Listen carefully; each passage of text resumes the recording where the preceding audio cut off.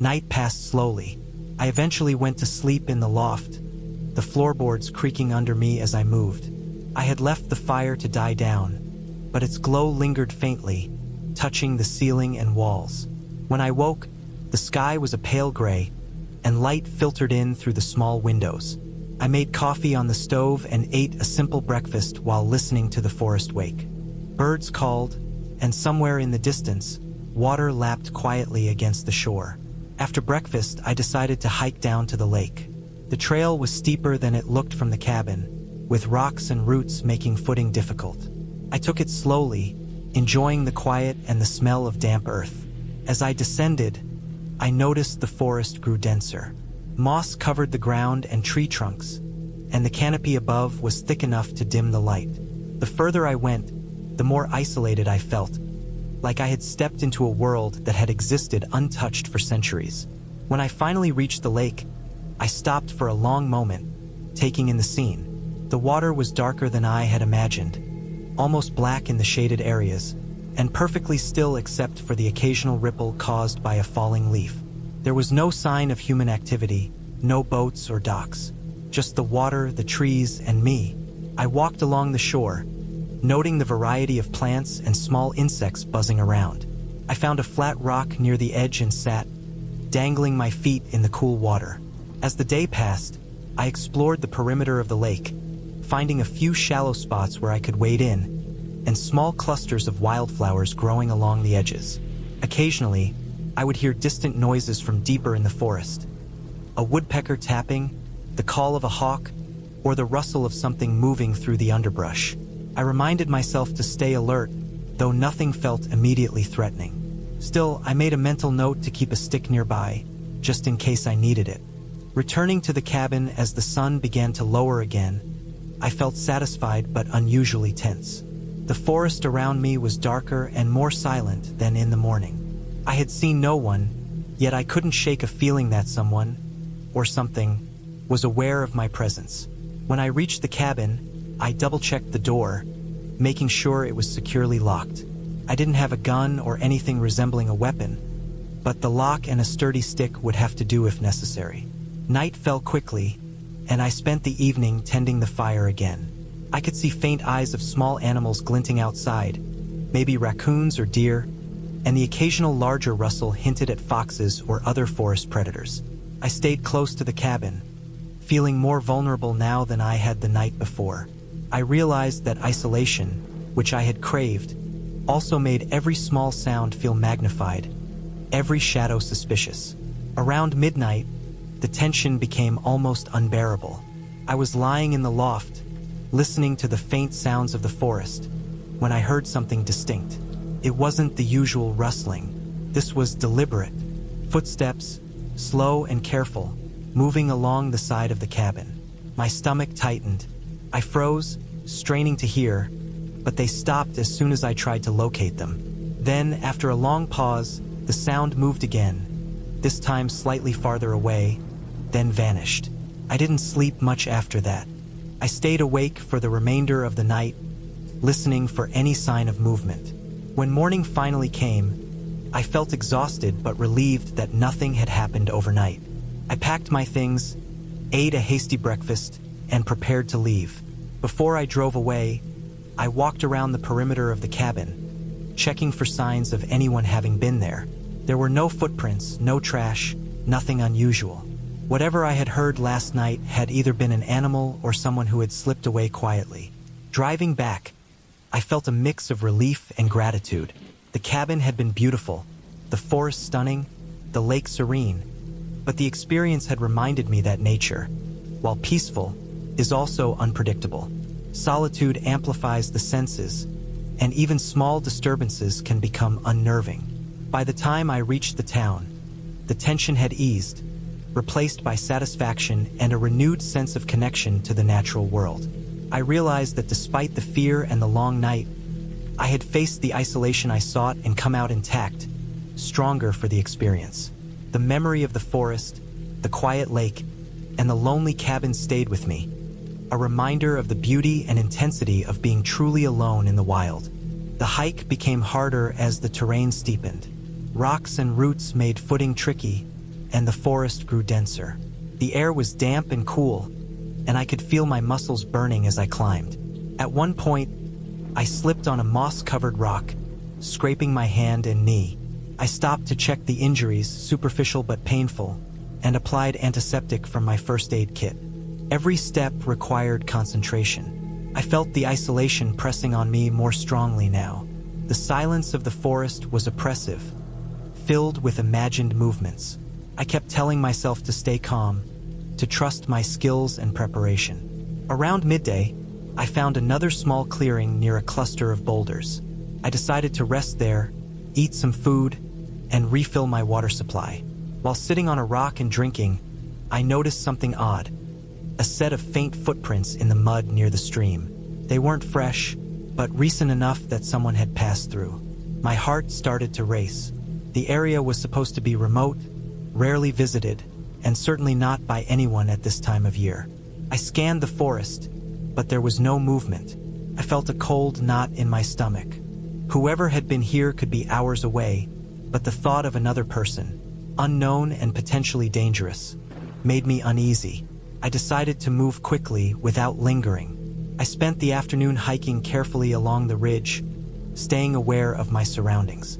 The trail became less defined, almost non-existent, forcing me to navigate by landmarks and the map. The sun was starting to drop, and I knew I needed to find a place to set up camp before nightfall. Eventually, I found a spot on a slight plateau overlooking the valley below. It wasn't perfect, but it was flat enough for my tent and had some firewood nearby. I worked quickly to set up camp, knowing that darkness was approaching fast. The sun disappeared behind the ridge, and shadows stretched long across the forest floor. Night fell, colder and darker than before. I built a fire and sat close, feeling the warmth against my face and hands. The wind whispered through the trees, carrying strange sounds that made me tense. I was aware of every movement, every rustle, every distant howl of an animal. Hours passed slowly. Then I heard it again, the low, steady rustling, moving through the underbrush around my campsite. This time, it was accompanied by occasional snapping twigs and the subtle sound of heavy breathing. My first thought was that it might be a bear, but the pattern didn't feel right. Bears move quickly, abruptly. This was deliberate, slow, like someone was testing me, circling, watching. I grabbed my flashlight and shined it through the tent mesh. Nothing. The firelight illuminated the surrounding trees, but shadows shifted, hiding movement. I felt a surge of adrenaline and fear. I knew I had to remain calm. I reviewed my options. I could stay put, hoping it was an animal that would eventually leave, or I could leave and try to hike back down in the dark, which was risky. I decided to stay, relying on my fire and remaining vigilant. I placed a knife beside me and kept the flashlight ready. The sounds continued, fading occasionally, then returning with intensity. It was exhausting, nerve-wracking, a slow burn of fear and uncertainty. Morning finally came, gray and foggy. I was exhausted, having slept in short bursts, constantly alert. I stepped outside the tent to survey the area. The fire had mostly died down, leaving smoke and embers. Nothing seemed disturbed, no clear signs of human presence overnight. I packed up quickly, moving with caution, checking every corner before leaving. I stuck to the ridge path, alert for any signs of people or animals. My plan was to hike back toward the stream and then follow it down to the main trail. The thought of encountering anyone else made my nerves spike, but I also felt determined. I wanted to make it out safely, and staying calm was my only tool. Hours later, I finally reached the main trail. The relief I felt was immense. The path was familiar, and soon I spotted signs of more frequent human use. Footprints, litter, and eventually the distant sound of a road. I kept moving, adrenaline giving me energy despite fatigue. By late afternoon, I arrived at my car. It was still there, untouched. The isolation and fear of the past 2 nights lingered, but I was alive, safe, and unharmed. I drove away slowly, not rushing, reflecting on what had happened. The forest was beautiful, but it was also dangerous. Alone, unprepared for the unknown presence of another human, it could have turned deadly. The experience left a lasting impression on me, a mixture of awe and respect, tempered with the knowledge that solitude in the wilderness can be far more frightening than any ghost story. I stopped at a diner on the way home, tired and still on edge. The warmth, the smell of food, the hum of conversation. It was grounding, a reminder that the world outside the forest was safe, predictable. I thought about the footprints, the circling presence, and the nights I barely slept. It had been real fear, raw and intense, with no supernatural element, just the stark truth of being alone and vulnerable in the wild. I knew I would return to the wilderness someday, but never without the caution and awareness I had learned from this trip. The forest had tested me, but I had made it through. I had survived, and I had gained a deeper respect for the power of solitude, the sharp edge of awareness, and the reality of human danger in places where no one is watching.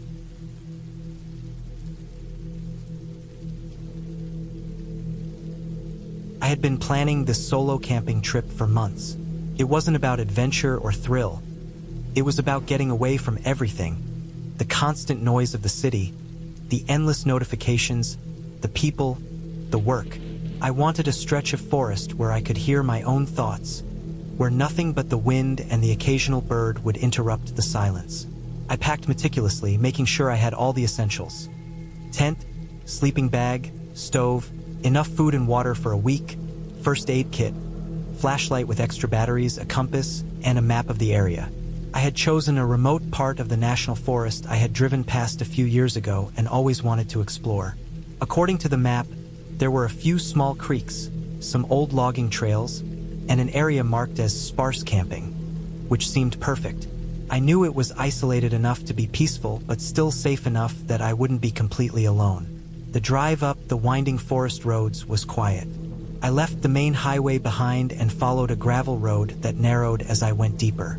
Trees pressed in on both sides, their branches sometimes brushing the roof of my car.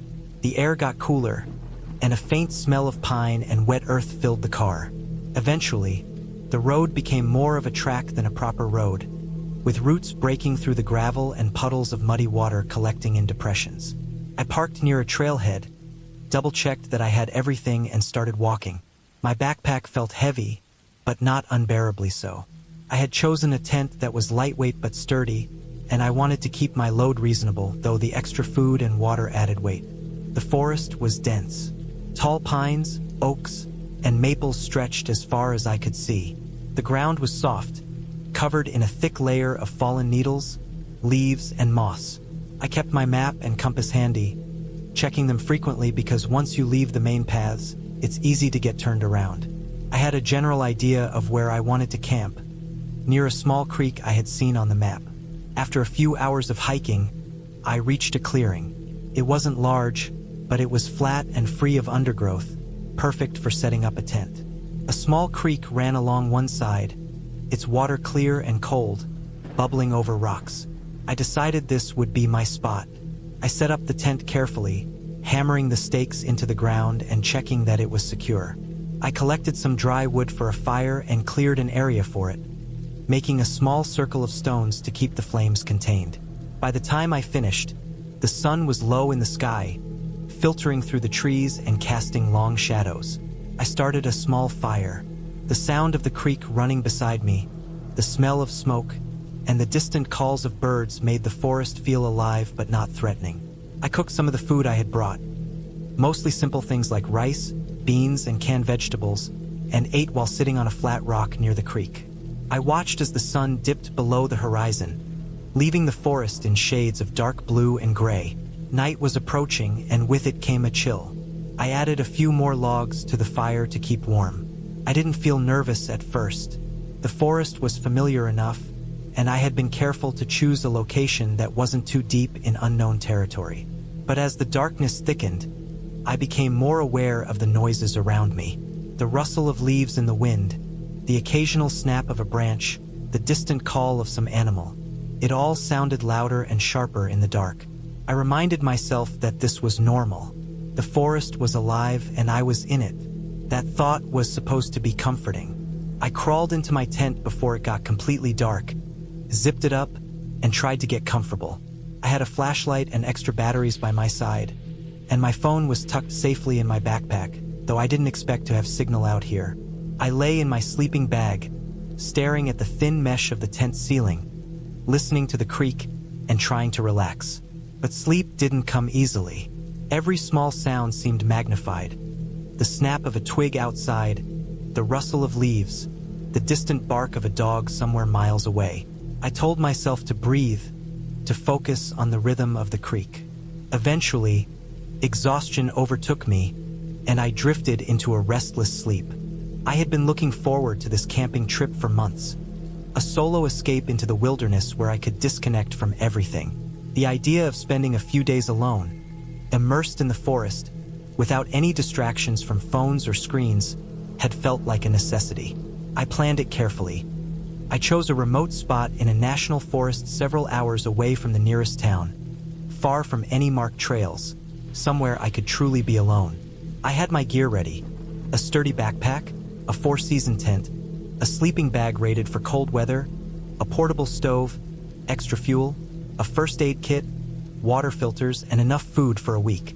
I knew how to navigate by map and compass, and I had a satellite messenger for emergencies, but I didn't expect to need it. The drive was long, winding through mountains and dense forests. The air changed as I went deeper, the scent of pine and wet soil becoming stronger, heavier, almost suffocating at times. By late afternoon, I arrived at the trailhead. The parking lot was empty, save for one old truck with faded paint. I didn't see anyone around, and I didn't care. I hoisted my pack and started walking on the narrow dirt track that would take me to the backcountry. My plan was to hike until I found a flat, secluded spot near a stream, far enough from the trail that I wouldn't encounter anyone else. The hike began easily enough. The terrain was uneven but manageable, with tall trees casting long shadows across the narrow path. The sun filtered through the branches in a golden light that made everything feel peaceful. Birds chirped, leaves rustled, and the occasional deer crossed my path. I moved slowly, not rushing, letting my eyes adjust to the forest.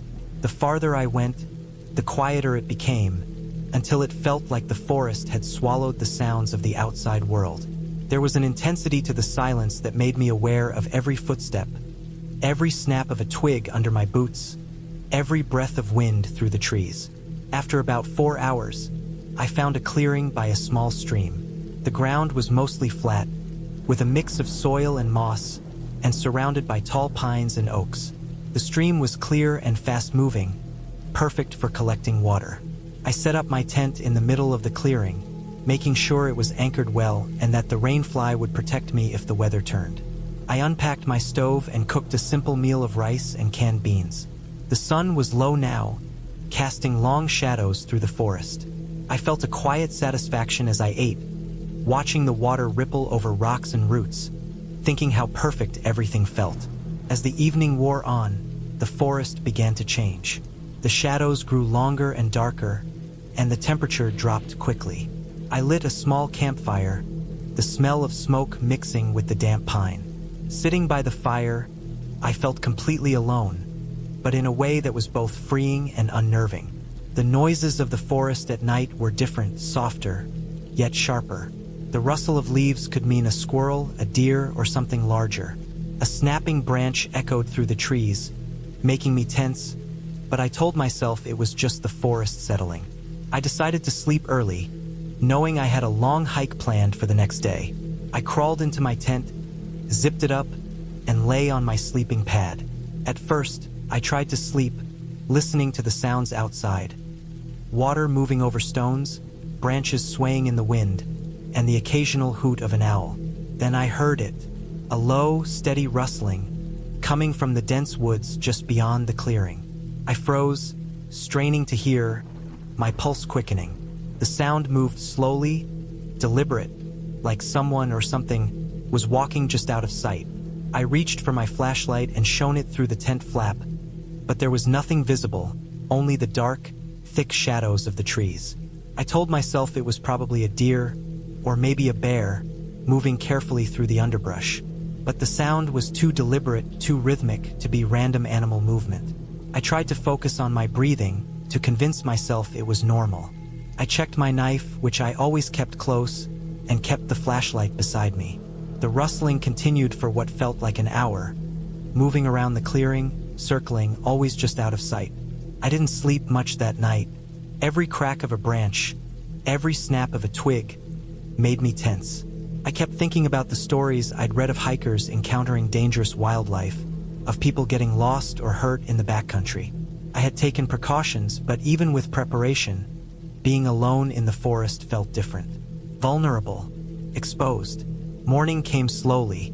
I waited until the sun rose higher before emerging from the tent.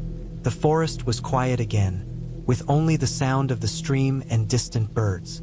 I packed up my campsite, checking everything carefully. Nothing was disturbed. There were no footprints or signs of anyone having been nearby. I felt a mix of relief and lingering unease as I started my hike again, deeper into the wilderness.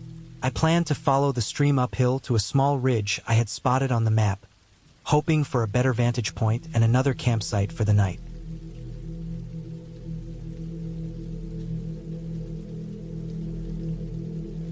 Around midnight, I woke with a start. My tent was shaking slightly.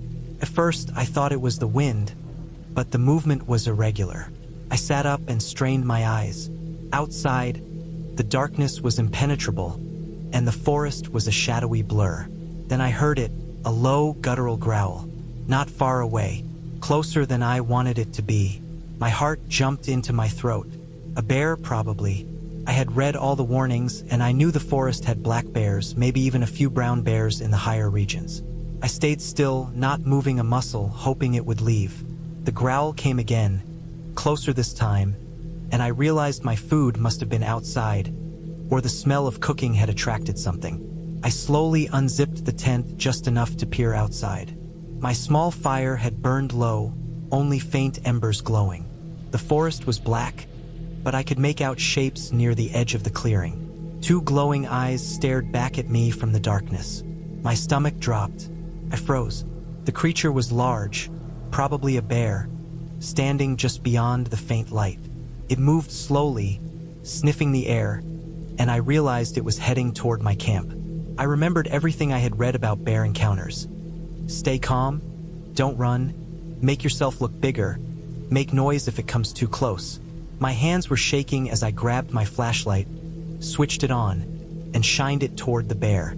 It paused, its ears flicking, then let out a low grunt. I didn't move, only breathing slowly, trying not to panic. I grabbed a rock and threw it toward the edge of the clearing, not directly at the bear, just to make a noise. The bear turned its head, sniffing, then started moving around the perimeter, circling my camp. I realized I had to protect my food. I crawled out of the tent slowly, keeping the flashlight trained on the bear. I grabbed my backpack, which had some food inside, and tried to make as much noise as possible, banging a metal pot with a stick. The bear stopped again, growling, then retreated slightly into the darkness.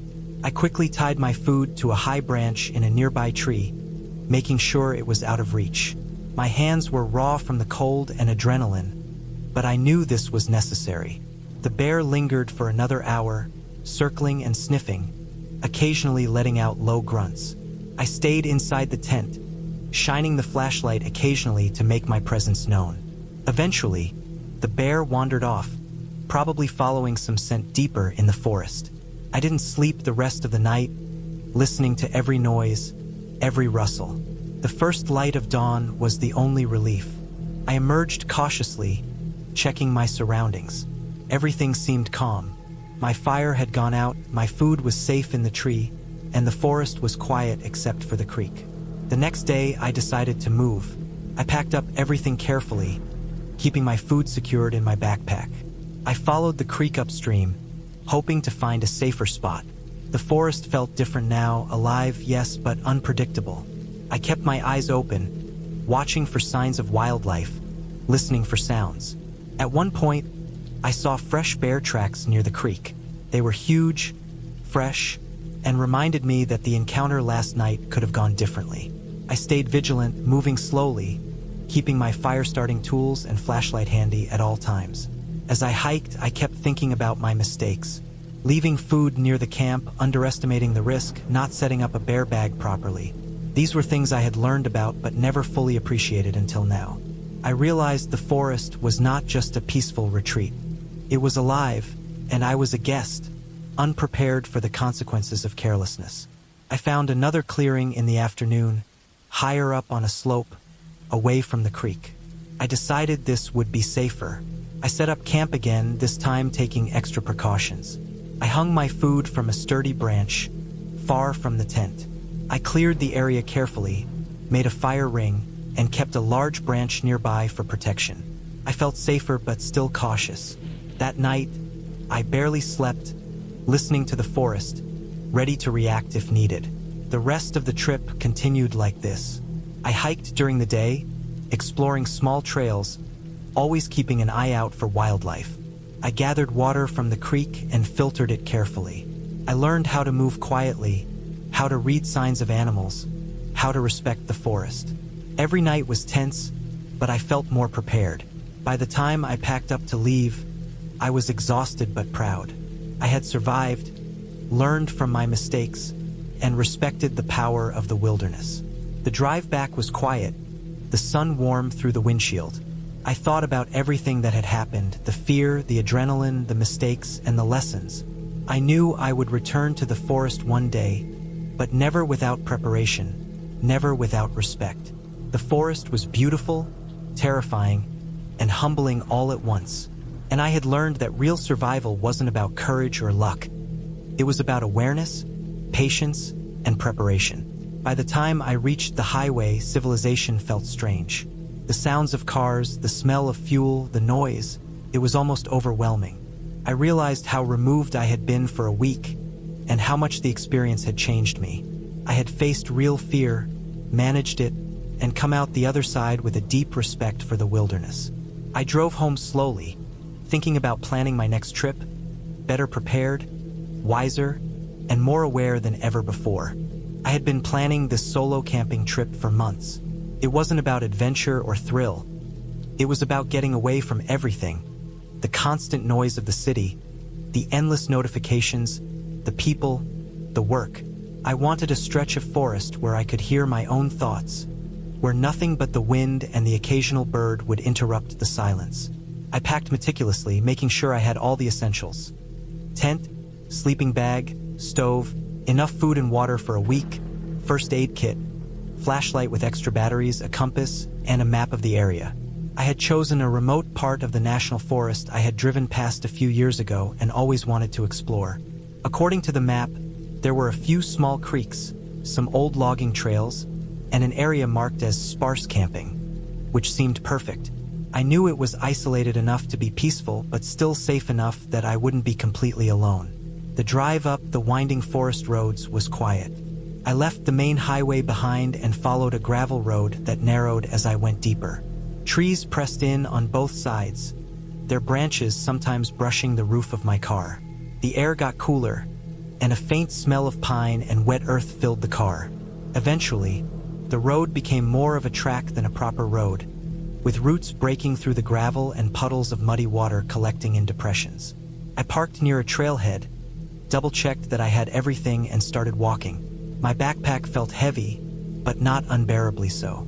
I had chosen a tent that was lightweight but sturdy, and I wanted to keep my load reasonable, though the extra food and water added weight. The forest was dense. Tall pines, oaks, and maples stretched as far as I could see. The ground was soft, covered in a thick layer of fallen needles, leaves, and moss. I kept my map and compass handy, checking them frequently because once you leave the main paths, it's easy to get turned around. I had a general idea of where I wanted to camp, near a small creek I had seen on the map. After a few hours of hiking, I reached a clearing. It wasn't large, but it was flat and free of undergrowth, perfect for setting up a tent. A small creek ran along one side, its water clear and cold, bubbling over rocks. I decided this would be my spot. I set up the tent carefully, hammering the stakes into the ground and checking that it was secure. I collected some dry wood for a fire and cleared an area for it, making a small circle of stones to keep the flames contained. By the time I finished, The sun was low in the sky, filtering through the trees and casting long shadows. I started a small fire. The sound of the creek running beside me, the smell of smoke, and the distant calls of birds made the forest feel alive but not threatening. I cooked some of the food I had brought, mostly simple things like rice, beans, and canned vegetables, and ate while sitting on a flat rock near the creek. I watched as the sun dipped below the horizon, leaving the forest in shades of dark blue and gray. Night was approaching, and with it came a chill. I added a few more logs to the fire to keep warm. I didn't feel nervous at first. The forest was familiar enough, and I had been careful to choose a location that wasn't too deep in unknown territory. But as the darkness thickened, I became more aware of the noises around me.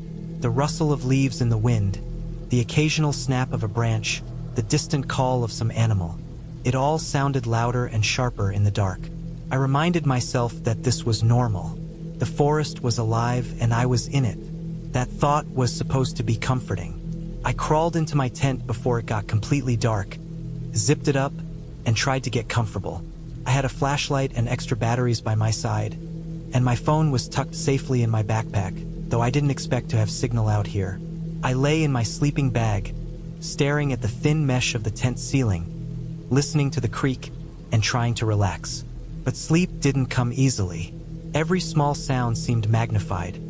The snap of a twig outside, the rustle of leaves, the distant bark of a dog somewhere miles away. I told myself to breathe, to focus on the rhythm of the creek. Eventually, exhaustion overtook me, and I drifted into a restless sleep.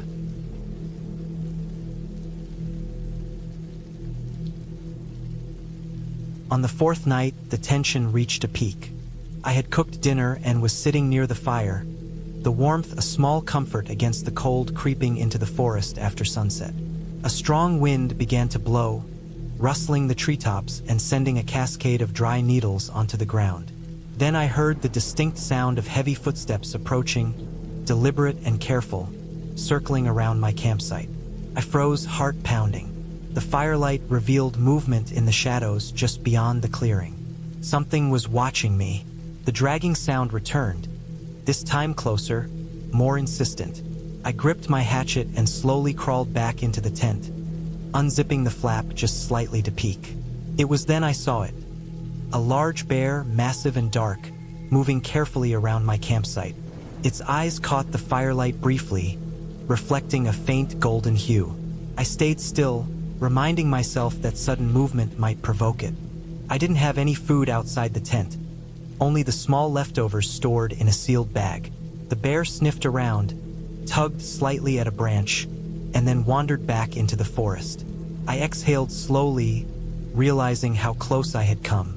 The rest of the night, I sat upright, taking small sips of water, waiting for the first signs of light. The next day, I reassessed my situation. The bear had made its presence clear, and I realized that staying so deep in the forest without a proper defensive strategy was risky. I decided to relocate my campsite farther from the stream and deeper into a denser part of the forest where natural cover might provide more safety. I packed up efficiently, keeping my movements quiet to avoid drawing attention. Hiking several miles, I found a hidden plateau with a flatter area, surrounded by fallen logs and thicker underbrush. It wasn't ideal for a fire, but it was secluded. I pitched my tent, keeping my supplies organized and secured. Over the next few days, I adjusted my routines. I avoided cooking near the tent, instead preparing food in small portions away from my sleeping area. I learned to recognize subtle signs of animal activity, broken twigs, scat, flattened grass, so I could anticipate if a large animal was near. Each night, I reinforced the tent flaps, kept my fire ready, and stayed alert. The tension became part of the rhythm of life in the forest. I was aware of every sound, every shift in the wind, and every shadow that moved. I realized that survival wasn't about heroics. It was about caution, patience, and awareness.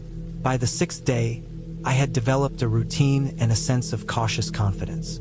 I had identified several animals in the area: deer grazing quietly, squirrels and raccoons scurrying, and the occasional fox leaving tracks.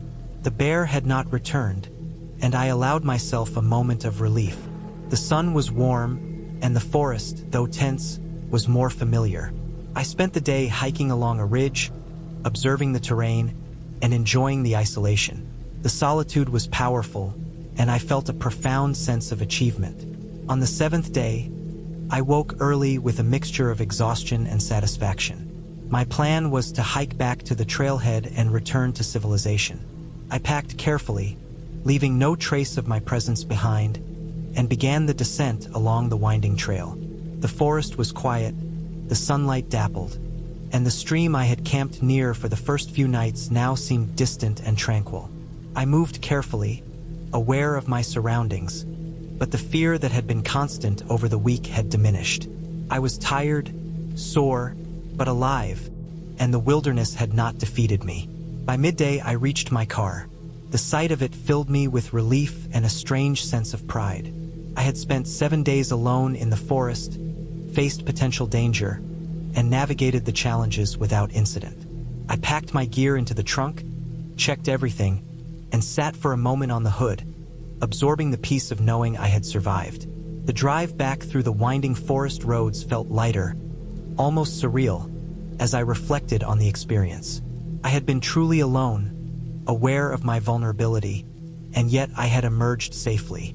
The memories of the nights, the sounds of the forest, the close encounter with the bear, all would remain vivid, a reminder of both the beauty and the risks of the wilderness. When I finally returned home, I felt a deep gratitude for the ordinary comforts of life. Running water, electricity, a bed, but also a quiet pride. The forest had challenged me in ways that were physical, mental, and emotional. It had reminded me of the fragility of life, the importance of preparation, and the necessity of caution. I unpacked my gear, cleaned my equipment, and stored everything carefully, already planning my next trip. The experience had been terrifying at times, exhilarating at others, and ultimately, it had been a complete lesson in survival and self-reliance. I had gone into the forest seeking solitude and had found something more, a test of resilience and awareness, a reminder of the thin line between comfort and danger, and a story of survival that I would carry with me forever. I had been planning this camping trip for months. I wanted to get away from everything: work, people, phones, the constant hum of city life. I had bought a new tent, a proper sleeping bag, a portable stove, and stocked up on food that could last me a week. I chose a forested area several hours out of town. The maps online showed a few trails and a small lake, perfect for fishing and enjoying solitude. The moment I arrived, I felt a shift in the air. The city seemed a million miles away. The road narrowed as I drove in, gravel crunching under the tires, winding between tall pines whose tops disappeared into a thick fog. By the time I reached the area I had picked for my campsite, the sun was low, casting a dull orange glow across the uneven ground. I parked the car near a small clearing that overlooked a slow-moving stream. I wanted the tent somewhere flat, not too close to the water, but with enough space around it to set up my stove and chairs. The forest was quiet, save for the occasional crack of a branch or the rustle of leaves when a bird or squirrel passed. I unpacked everything slowly, checking my gear one last time before starting to pitch the tent. The smell of damp earth mixed with pine filled my nostrils, and for a moment, I felt a calm settle over me. It was the kind of calm that makes you feel alive, yet tiny, like you are a part of something much larger and older than yourself. Setting up the tent took longer than I thought. The poles were stiff and the ground was rocky, but I finally got it standing. I secured it with stakes, tested the zippers, and laid out my sleeping bag inside. I arranged my food supplies nearby, storing anything that smelled strong in a small cooler to avoid attracting wildlife. The sun was nearly gone when I finished, leaving a twilight glow that made the forest look both inviting and ominous. I started a small fire, carefully feeding it with dry wood I had gathered nearby. Flames licked the air, sending warmth across my face and hands. I boiled water, poured myself a cup of instant coffee, and sat back to watch the forest around me. Shadows moved strangely between the trees, and every little noise felt sharper in the silence. I kept reminding myself that this was normal. Wind, animals, the creak of the earth. But there was a subtle tension I couldn't shake. It wasn't fear yet, just an edge, like the forest was aware of me. As night fell completely, the temperature dropped fast. I wrapped myself in my jacket, watching sparks from the fire drift into the darkness. The sounds of the forest grew more complex. An occasional hoot from an owl, the distant thump of something large moving through the trees, the rustle of underbrush. I had read about people encountering bears or mountain lions, but I felt safe. I had a small knife and a sturdy flashlight. I had planned well. Still, a sense of isolation pressed against me. I was alone, entirely alone, with nothing but the thin veil of firelight keeping the darkness at bay. Around midnight, I noticed something odd. A faint noise, like soft footsteps, brushed through the underbrush near the edge of my clearing. My first thought was an animal, maybe a deer or a raccoon, but the rhythm seemed too deliberate, too heavy. I froze, listening. The sound stopped, then started again a minute later, closer this time. My stomach clenched. I grabbed my flashlight and swept it across the trees. The beam revealed nothing but shadows and thick trunks. I wanted to convince myself it was nothing, but my instincts told me otherwise. There was definitely something or someone moving with purpose nearby. I decided not to investigate.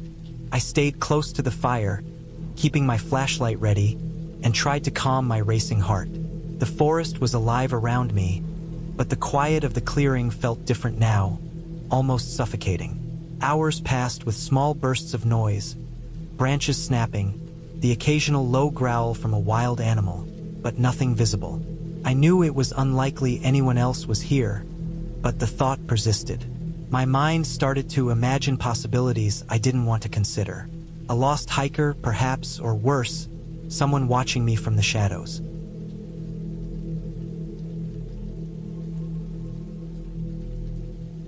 The hike became harder as the terrain steepened. Rocks and roots made footing tricky, and the forest grew denser. The air was damp and cool, and I could feel my muscles burning as I climbed. At one point, I slipped on a moss-covered rock, scraping my hand and knee. I stopped to check the injuries, superficial but painful, and applied antiseptic from my first aid kit. Every step required concentration. I felt the isolation pressing on me more strongly now. The silence of the forest was oppressive, filled with imagined movements. I kept telling myself to stay calm, to trust my skills and preparation. Around midday, I found another small clearing near a cluster of boulders. I decided to rest there, eat some food, and refill my water supply. While sitting on a rock and drinking, I noticed something odd. A set of faint footprints in the mud near the stream. They weren't fresh, but recent enough that someone had passed through. My heart started to race. The area was supposed to be remote, rarely visited, and certainly not by anyone at this time of year. I scanned the forest, but there was no movement. I felt a cold knot in my stomach. Whoever had been here could be hours away, but the thought of another person, unknown and potentially dangerous, made me uneasy. I decided to move quickly without lingering. I spent the afternoon hiking carefully along the ridge, staying aware of my surroundings. The trail became less defined, almost non-existent, forcing me to navigate by landmarks and the map. The sun was starting to drop, and I knew I needed to find a place to set up camp before nightfall. Eventually, I found a spot on a slight plateau overlooking the valley below. It wasn't perfect, but it was flat enough for my tent and had some firewood nearby. I worked quickly to set up camp, knowing that darkness was approaching fast. The sun disappeared behind the ridge, and shadows stretched long across the forest floor. Night fell, colder and darker than before. I built a fire and sat close, feeling the warmth against my face and hands. The wind whispered through the trees, carrying strange sounds that made me tense. I was aware of every movement, every rustle, every distant howl of an animal. Hours passed slowly. Then I heard it again, the low, steady rustling, moving through the underbrush around my campsite. This time, it was accompanied by occasional snapping twigs and the subtle sound of heavy breathing. My first thought was that it might be a bear, but the pattern didn't feel right. Bears move quickly, abruptly, This was deliberate, slow, like someone was testing me, circling, watching. I grabbed my flashlight and shined it through the tent mesh. Nothing. The firelight illuminated the surrounding trees, but shadows shifted, hiding movement. I felt a surge of adrenaline and fear. I knew I had to remain calm. I reviewed my options. I could stay put, hoping it was an animal that would eventually leave, or I could leave and try to hike back down in the dark, which was risky. I decided to stay, relying on my fire and remaining vigilant. I placed a knife beside me and kept the flashlight ready. The sounds continued, fading occasionally, then returning with intensity. It was exhausting, nerve-wracking, a slow burn of fear and uncertainty. Morning finally came, gray and foggy. I was exhausted, having slept in short bursts, constantly alert. I stepped outside the tent to survey the area. The fire had mostly died down, leaving smoke and embers. Nothing seemed disturbed, no clear signs of human presence overnight. I packed up quickly, moving with caution, checking every corner before leaving. I stuck to the ridge path, alert for any signs of people or animals. My plan was to hike back toward the stream and then follow it down to the main trail. The thought of encountering anyone else made my nerves spike, but I also felt determined. I wanted to make it out safely, and staying calm was my only tool. Hours later, I finally reached the main trail. The relief I felt was immense. The path was familiar, and soon I spotted signs of more frequent human use. Footprints, litter, and eventually the distant sound of a road. I kept moving, adrenaline giving me energy despite fatigue. By late afternoon, I arrived at my car. It was still there, untouched. The isolation and fear of the past 2 nights lingered, but I was alive, safe, and unharmed. I drove away slowly, not rushing, reflecting on what had happened. The forest was beautiful, but it was also dangerous. Alone, unprepared for the unknown presence of another human, it could have turned deadly. The experience left a lasting impression on me, a mixture of awe and respect, tempered with the knowledge that solitude in the wilderness can be far more frightening than any ghost story. I stopped at a diner on the way home, tired and still on edge. The warmth, the smell of food, the hum of conversation. It was grounding, a reminder that the world outside the forest was safe, predictable. I thought about the footprints, the circling presence, and the nights I barely slept. It had been real fear, raw and intense, with no supernatural element, just the stark truth of being alone and vulnerable in the wild. I knew I would return to the wilderness someday, but never without the caution and awareness I had learned from this trip. The forest had tested me, but I had made it through. I had survived, and I had gained a deeper respect for the power of solitude, the sharp edge of awareness, and the reality of human danger in places where no one is watching. I had always been drawn to the wilderness. There was a quietness there, a solitude that the city could never give me, and I had spent countless hours reading about trails, mapping out small camping trips, and preparing myself for a week entirely alone in the forest. That summer, I finally decided to attempt something more ambitious. I wanted to spend a week deep in the national forest hundreds of miles from the nearest town, a place where the trails were overgrown and the presence of other humans was rare. I packed carefully, checking my gear twice, ensuring I had enough food, water, fire-starting tools, a sturdy tent, a sleeping bag rated for low temperatures, and a first aid kit. My plan was simple: hike in during the morning, find a secluded spot, and live off the grid for 7 days. I imagined myself entirely alone with only nature, a challenge I had prepared for mentally and physically. I left my car at a small, dirt parking area near the trailhead. The air was cool and crisp, carrying the smell of damp soil and pine needles. I hoisted my pack onto my back, the weight pressing down but familiar, and began walking along the narrow trail. At first, the forest felt alive in a comforting way. Birds called out from above, and the occasional rustle of small animals in the underbrush reminded me I was sharing the space with other creatures. The path twisted and rose gradually, and I kept a steady pace, stopping occasionally to drink water and adjust my pack. By late afternoon, I had hiked several miles. I came across a small clearing near a stream. The ground was flat, covered with soft moss, and surrounded by tall pines that filtered the sunlight into golden shafts. It seemed like a perfect spot to set up camp. I worked methodically, clearing the ground of sticks and stones before pitching my tent. I positioned it slightly above the waterline to avoid any sudden rise in the stream and dug a shallow trench around the perimeter to prevent minor runoff. I gathered firewood from fallen branches and larger twigs, being careful not to damage living trees. By the time I finished, the sun was low and the forest was beginning to darken. I started a fire in my small metal stove first, cooking a simple meal of rice and canned beans. The warmth of the fire and the smell of food brought a comforting normalcy to the isolation. As the evening deepened, I sat on a log near the fire, listening to the forest shift from the active day to the subdued noises of night. Frogs croaked near the stream, insects hummed in the underbrush, and somewhere far off, a branch snapped sharply.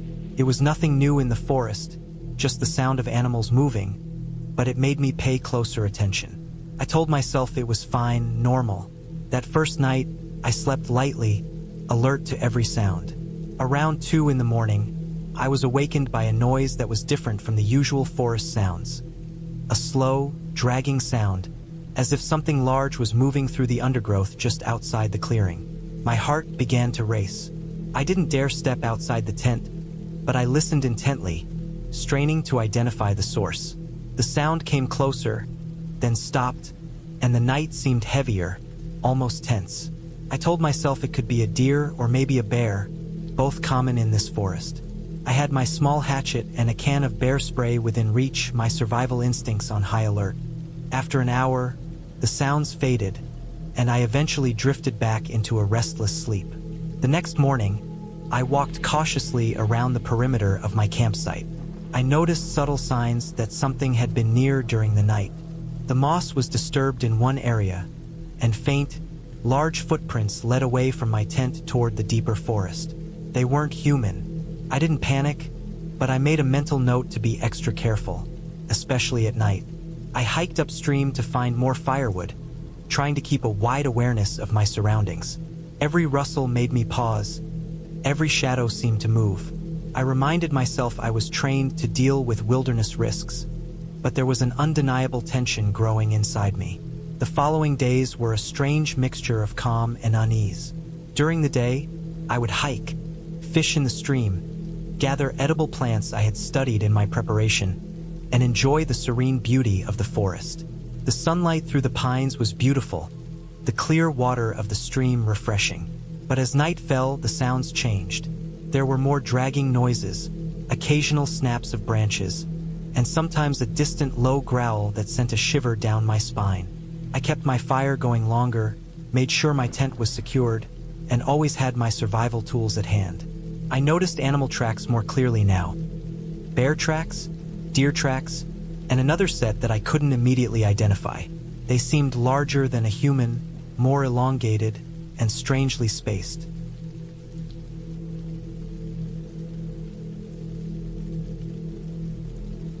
I had been planning the trip for months. The idea was simple: a solo camping trip deep in the wilderness, far from the roads, far from people, far from anything that could break the silence.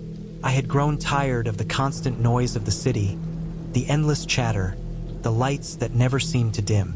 I wanted raw, quiet, untouched forest, a place where the air felt thick and heavy with the smell of earth and pine. I had scouted a trail I found in an old guidebook, a little-known path that led to a clearing around a small, hidden lake. According to the maps, it was at least a 4-hour hike from the nearest road, and the forest was dense and rugged, the kind of place where people rarely went. That made it perfect. I packed carefully. My backpack was heavy but balanced, filled with essentials: a sturdy tent, a sleeping bag rated for cold nights, enough food for 5 days, water purification tablets, a small stove, extra batteries for my flashlight, a first aid kit, and a compass and map. I had also packed a hand axe, a multi-tool, and a small roll of rope, items I hoped I wouldn't need but knew could be lifesavers. The night before I left, I checked and double-checked my gear. I wanted nothing to go wrong, nothing to force me to leave early or call for help. The morning I left, the air was crisp and sharp. The sun was just coming over the horizon, painting the sky in orange and pale pink, and the forest smelled wet and alive. I parked my car at the edge of the trail and tightened my boots. My pack felt heavy, but not unbearably so. I started walking, the gravel crunching underfoot, and I immediately felt the difference between the city and the wilderness. There was no hum of traffic, no distant engines, no footsteps of strangers. Just the wind through the leaves, the occasional snap of a twig under a bird's foot, the distant call of a hawk circling overhead. The first hour of hiking was easy. The trail was well marked at first, faint blue markers nailed to trees every 100 feet or so. The forest was thick, dark in spots, but the morning light filtered through the canopy, creating shafts of gold and green. The path wound up and down, over moss-covered rocks and fallen logs, and I felt my legs working in a satisfying rhythm. The air smelled like wet pine needles and damp soil, heavy and earthy, and I felt alive, alert, tuned into every sound and every movement around me. By the second hour, the trail became rougher. Rocks and roots jutted out, and I had to pay attention to avoid twisting an ankle. The blue markers became less frequent, sometimes fading into nothing, and I had to rely more on my map and compass. I didn't mind. Part of the appeal of this trip was the challenge. I wanted to feel isolated, to feel like I had truly stepped out of civilization. Occasionally, I saw signs of wildlife, bare tracks in the mud, the faint rustle of an animal moving through the underbrush, a squirrel darting up a tree, but no other humans. That was fine. In fact, that was exactly what I wanted. By the time I had been hiking for 4 hours, the forest had grown denser, and the sun was now high, almost directly overhead.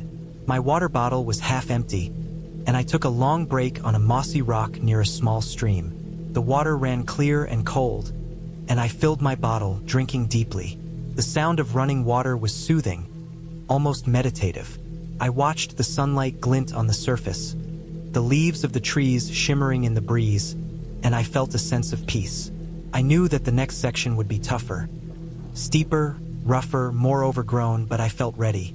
The trail soon disappeared entirely. I had to navigate through thick underbrush, pushing past branches that scratched my arms, wading through ferns that reached my waist. I relied entirely on my compass and map, and it slowed me down considerably. My pack felt heavier now, my shoulders beginning to ache. I was sweating under the weight and the humidity, my boots heavy with damp soil. Still, I pushed forward.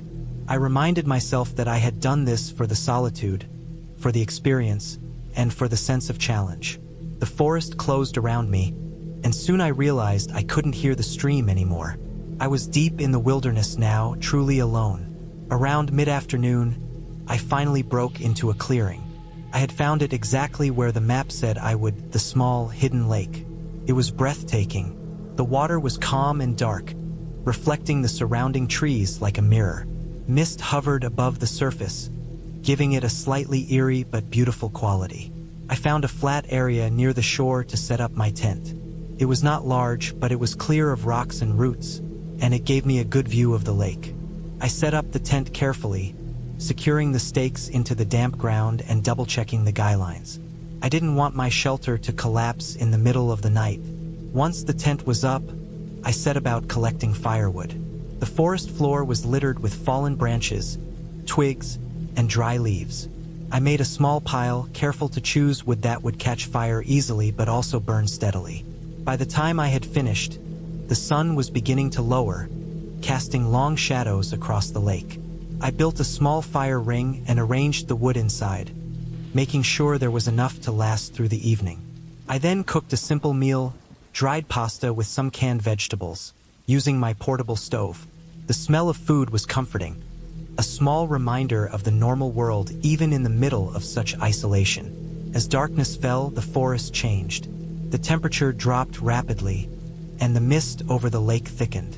The fire crackled, sending sparks into the night, and I sat close to it, wrapped in my jacket, staring into the flames. The sounds of the forest grew louder in the dark. The chirp of crickets, the distant call of owls, the rustle of something moving in the underbrush. I felt a thrill of unease, the kind that comes when you realize just how alone you are. The thought of someone or something Watching from the shadows flickered briefly in my mind, but I dismissed it. I was trained, careful, and alert. I knew I could handle whatever came. At least I thought I could. The fire burned low, and I added more wood, trying to convince myself I could stay alert. My eyes scanned the dark forest constantly, every flicker of movement making me tense. Then I heard it clearly, a crunch right behind me, on the edge of the firelight. I spun around, heart hammering, and pointed the flashlight toward the sound. My beam caught the silhouette of a large animal, or at least, I thought it was an animal, moving away from me into the darkness. Relief hit me briefly, but then the sound stopped. Silence. Too complete, too intentional. I realized something crucial. I wasn't hearing random movement anymore. It was deliberate. Someone or something was circling the clearing, staying just outside the firelight, watching. I thought about my options. The safest would be to leave immediately, but my car was a good distance away, down a twisting, dark path that would take me several minutes to reach. Walking in the dark alone felt dangerous, but staying seemed worse. I decided to pack quickly, moving as silently as I could. I stuffed my sleeping bag and gear into my backpack, keeping the flashlight ready. Every snap of a twig under my hands made my pulse race. I felt eyes on me, though I couldn't see them. The clearing that had seemed so safe during the day now felt like a trap. Finally, everything was packed. I took a deep breath and headed toward the car. My flashlight cut a narrow path through the trees. I tried to keep my steps light, but the gravel of the path crunched under my boots. My mind raced with worst-case scenarios. What if someone was following me? What if it was an animal that decided I was prey? I pushed these thoughts aside, focusing on reaching the car. Then, out of nowhere, a loud snap echoed from the trees ahead. I froze. My flashlight illuminated nothing at first, then caught a figure darting between the trees. I couldn't tell if it was human or animal in the fleeting moment, but instinct told me it was human. My pace quickened, my breath ragged. I kept moving, telling myself not to look back. The path seemed to stretch endlessly. Every branch I passed seemed to bend toward me. Every shadow flickered like a warning. Then I reached a small incline, and my flashlight caught something glinting near the top. Metal, maybe a knife. Panic hit me in full force. Whoever it was had been waiting, and now I was exposed. I ran the last stretch, adrenaline driving my legs faster than they had ever moved. My lungs burned. My boots slipped on loose gravel, but I didn't stop. I reached the car, threw open the door, and jumped inside. My heart raced. My hands shook as I fumbled with the keys. The engine roared to life. I glanced in the rearview mirror, half expecting to see someone, or something, emerging from the trees. The forest was empty. Nothing moved, but I knew it had been there. I didn't know how close or how long it had been following me, but it had been close enough to see me clearly. I drove fast, but carefully, along the winding gravel road. Every rustle outside my car made me tense, but there was nothing. Eventually, the road opened onto the main path leading back to town. The familiar sight of streetlights and the hum of traffic was like a balm. I parked at a gas station to catch my breath, still shaking. I called a friend, someone who could stay on the phone with me while I drove home. I kept glancing in the rearview mirror, expecting the figure to appear on the road behind me, but nothing did. By the time I reached my apartment, I felt the adrenaline finally fade. The forest, the night, the footsteps, they belonged behind me. Safe. I never returned to that camping spot. Weeks later, I read a small local news article about hikers reporting a man lurking near the forest, watching people at campsites, stealing supplies, sometimes attacking. It was never clear if he had been caught. The thought made me shiver. What I experienced was minor compared to what could have happened. I realized then that camping alone wasn't just about surviving nature, it was about surviving people too. That night in the forest had been a lesson. The woods are beautiful, peaceful, and full of life, but there is also a real danger that comes from isolation. From that point on, I always went with someone else, and I never underestimated the quiet, patient awareness of a person hiding in the shadows. The memory stayed with me, a shadow across the edges of my mind. I still love camping, the smell of the trees, the calm of the night, the firelight flickering across the tent. But there is always caution now, always awareness, and sometimes, when I close my eyes, I can still see that glint in the darkness, reminding me how quickly safety can vanish.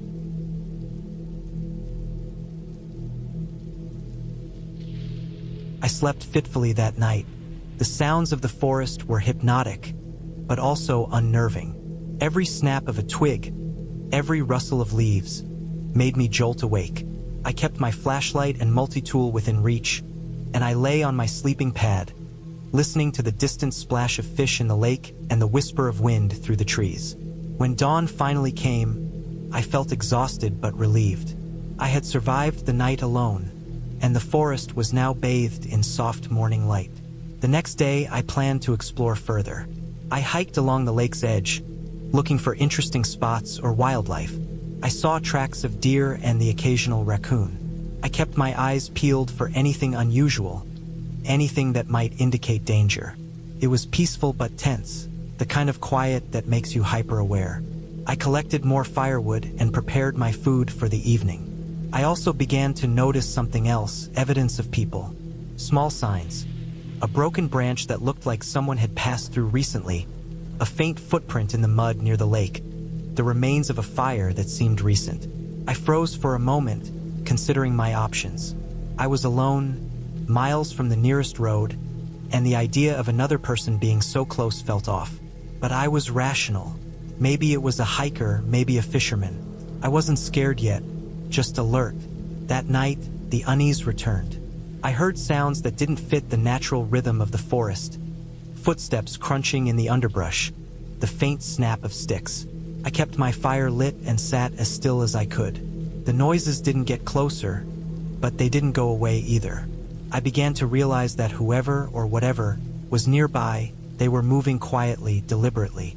My heart raced, but I reminded myself that I was prepared. I had my knife, my fire, my wits. I wouldn't panic. Still, sleep was impossible. I stayed awake in shifts, listening, watching the shadows around the fire.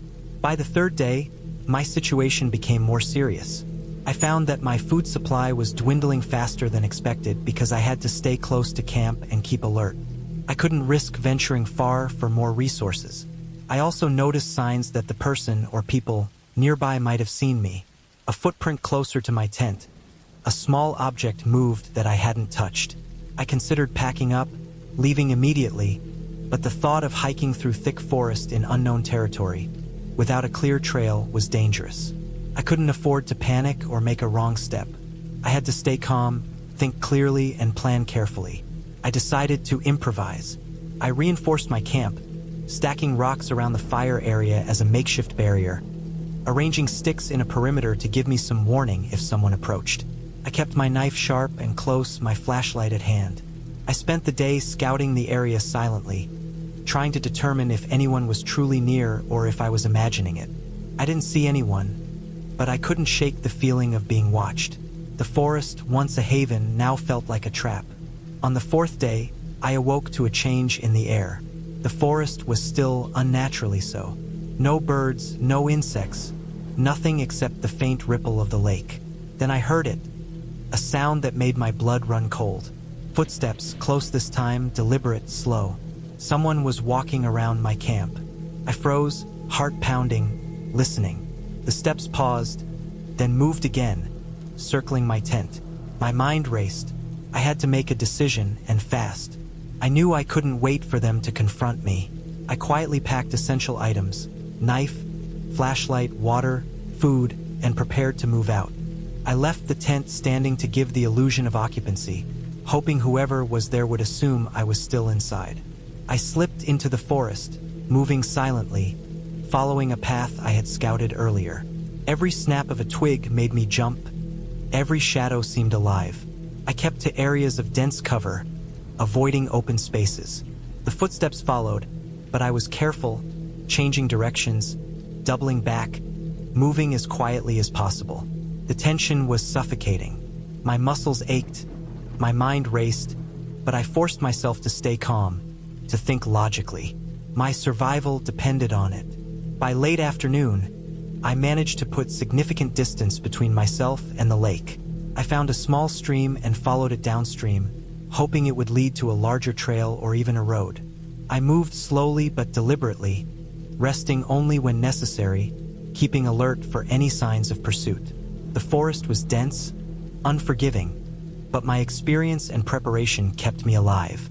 I rationed water carefully and used my map to navigate. Finally, as the sun began to dip low, I broke through the trees onto a faint dirt trail. Relief washed over me. I followed it cautiously, but it was clearly used, possibly by hikers or park rangers. I continued until I heard the distant rumble of a road. I emerged onto a Forest Service road just as dusk settled. I flagged down a car, explaining my situation briefly, and they offered me a ride back to civilization. Exhausted, dehydrated, and tense, I accepted. The ordeal left me shaken but alive. I returned home, grateful for preparation, vigilance, and patience. The forest had been beautiful, serene, and terrifying all at once. I realized that isolation could be dangerous not because of fantasy or supernatural forces, but because of real, human unpredictability and the raw power of nature. My story didn't have a dramatic confrontation, no heroic fight, no narrow escape from a creature. It was just survival, the slow, careful, deliberate process of staying alive, staying alert, and using every ounce of knowledge and preparation to navigate danger. And in the end, that was enough. I had survived, I had returned safely, and the forest remained, quiet and untouched, a reminder of the delicate balance between freedom and danger. Even after weeks, I could still feel the tension in my shoulders, the alertness in my senses, the memory of footsteps circling my camp in the dead of night. But I also remembered the clarity of the lake at dawn, the smell of wet pine, the simple satisfaction of walking through untouched wilderness. It stayed with me, the fear, the beauty, and the knowledge that in the wilderness you are truly alone, and your survival depends entirely on your own mind and body. I had planned the camping trip for months. I thought I knew the forest I was about to enter, but I had never been alone there at night. I had read maps, checked the weather, packed the right gear, and even gone through survival guides online just to be sure. The plan was simple: a 3-day solo trip deep in the mountains, with the aim of testing my own limits, disconnecting from everything, and enjoying the silence. I had told myself it would be peaceful, maybe even therapeutic. I had no idea how wrong I was, or how much it would push me to my limits. The hike started early in the morning. The air was crisp and smelled of pine and wet earth. Mist clung to the forest floor, curling around roots and rocks like a slow-moving river. My backpack was heavy but balanced, and I had double-checked my water, food, flashlight, extra batteries, and first aid kit.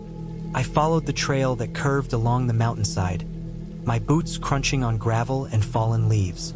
Birds called intermittently, and somewhere above, a hawk circled silently. I was alone, but it didn't feel empty. The forest felt alive, full of subtle movements and hidden sounds. By noon, the sun had climbed higher, casting beams of light that filtered through the trees. I reached a clearing with a small stream running across it. The water was cold and clear, and I stopped to refill my bottle, kneeling on the damp stones. I watched the water swirl and ripple around the moss-covered rocks, listening to the soft sound of it splashing. It was peaceful, almost too peaceful, like the calm before a storm. I set up my camp near the clearing. I chose a spot that was slightly elevated on firmer ground to avoid dampness from the stream.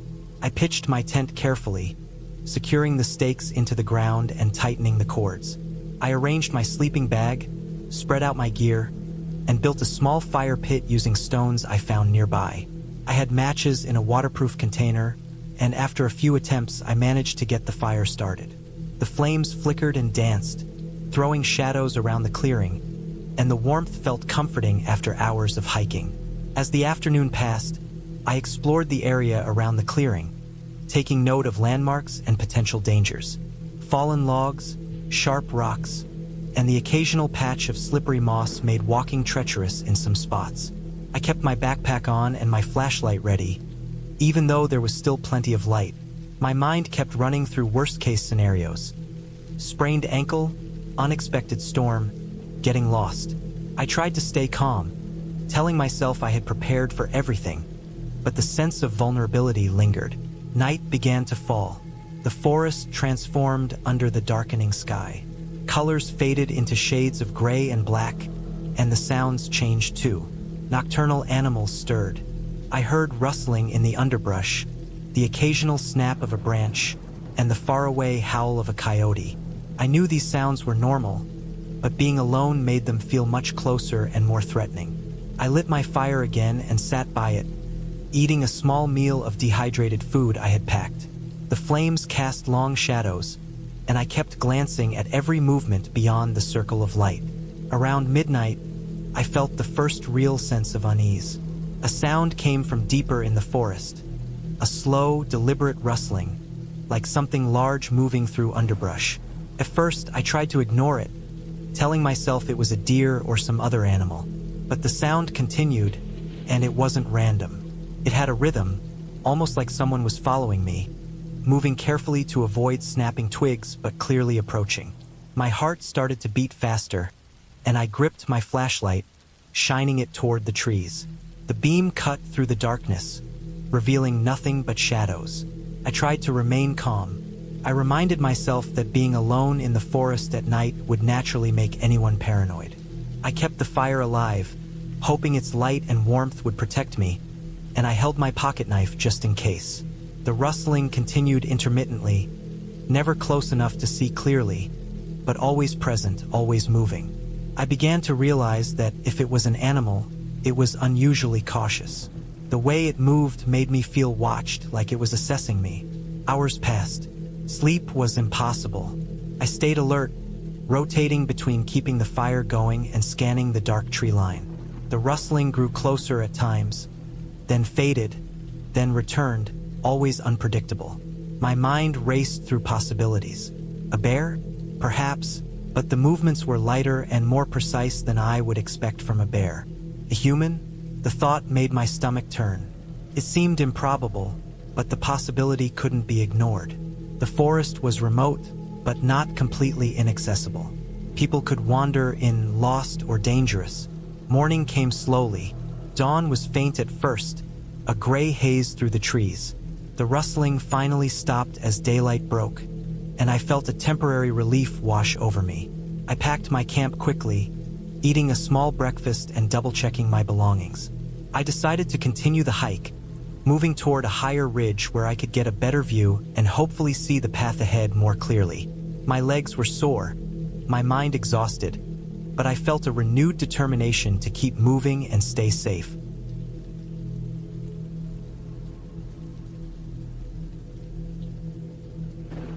As I climbed, I noticed signs that made my blood run cold. Tracks in the soft mud along the trail. Large, irregular footprints that weren't human, but not clearly animal either. Broken branches at shoulder height, as though someone or something had brushed against them. I stopped several times to examine these signs, trying to make sense of them. Fear coiled tightly in my chest. I realized that whatever had been following me, or observing me, might still be nearby. I decided not to stop until I reached the ridge. The climb was steep, my backpack digging into my shoulders, but the urgency kept me moving. Sweat dripped down my face, and my hands ached from gripping rocks for balance. Finally, after what felt like an eternity, I reached the top. The view was breathtaking. I could see the valleys below, the river snaking through the forest, and the mountains stretching endlessly into the distance. For a brief moment, awe replaced fear, but it didn't last long. From the ridge, I could see the clearing where I had camped. Something or someone was moving there. The shape was large and hunched, almost blending with the shadows and trees. I couldn't tell exactly what it was, but it wasn't moving like an animal. My heart thudded painfully against my ribs. I scanned the surrounding trees and realized there were more shapes moving carefully, keeping to cover. Whoever or whatever they were, they had been watching me. Panic surged, but I forced myself to stay calm. I needed a plan. I remembered the map, the trail leading down the ridge, and the river that could guide me back to a safer path. I couldn't confront them. There was no way I could. I needed to put distance between myself and whatever was in the clearing. I moved slowly at first, making sure not to attract attention, then picked up speed as the shapes remained at the lower elevation, unable or unwilling to follow me up the slope. The descent was treacherous. Loose rocks, slippery soil, and overhanging branches made every step dangerous.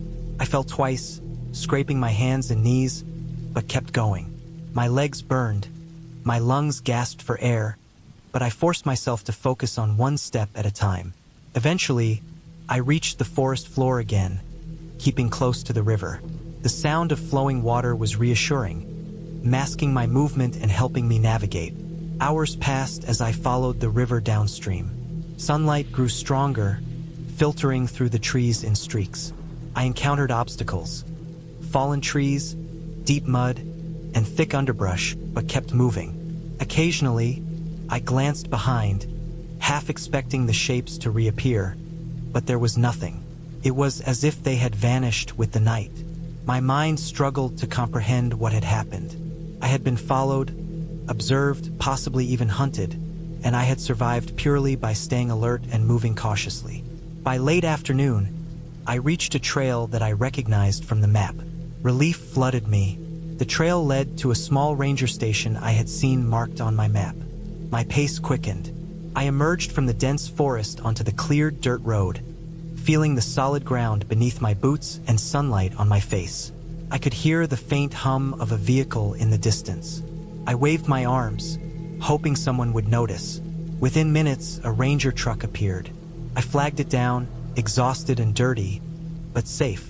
The ranger, seeing my state, immediately offered assistance, water, and a radio call for backup. I explained as much as I could, pointing to the area I had camped and describing the footprints, broken branches, and movements I had seen. They took it seriously, arranging a search party to investigate the forest. Sitting in the ranger station later, sipping water and finally letting my body relax, I thought about the night. I realized how close I had been to a real danger I couldn't fully understand. Whatever had been following me had vanished, but the experience had left a permanent mark. I was shaken, exhausted, but alive. I knew I would never forget it. By evening, the search party returned with nothing definitive. No evidence of humans or large animals capable of making the footprints and movements I had seen. It was as if the forest had swallowed them. I learned later that remote areas like this often harbor poachers, survivalists, or people seeking isolation, and sometimes those people are willing to take risks that others cannot even imagine. The experience taught me caution, respect for the forest, and the value of preparedness. I returned home the next day, battered but intact, my body sore, my mind exhausted, but grateful. I never camped alone again in that forest. The memory stayed vivid for years, a reminder of the fragility of human safety in the wilderness and the unpredictable nature of life outside the city. Even now, thinking back, I can still hear the rustling of the underbrush, the deliberate, careful movements that kept me awake all night. I will never know exactly what I encountered, but I survived because I stayed calm, observed carefully, and refused to panic. That night, alone in the forest, taught me more about fear, survival, and myself than any planned adventure ever could. I had been planning this solo camping trip for months. The weeks before it were filled with careful research, buying supplies, testing my gear, and memorizing maps of the area I wanted to explore. I had chosen a remote section of forest in the northern part of the state, a place that wasn't on the main tourist trails, where few people ventured. My goal wasn't just to enjoy the woods. It was to truly immerse myself in it, to push myself, and to feel the rawness of nature without any distractions. I had done long hikes before, but never had I camped alone in such isolation. The drive up to the trailhead took the better part of the morning. As I got closer, the roads became narrower, rougher, and lined with dense forest on both sides.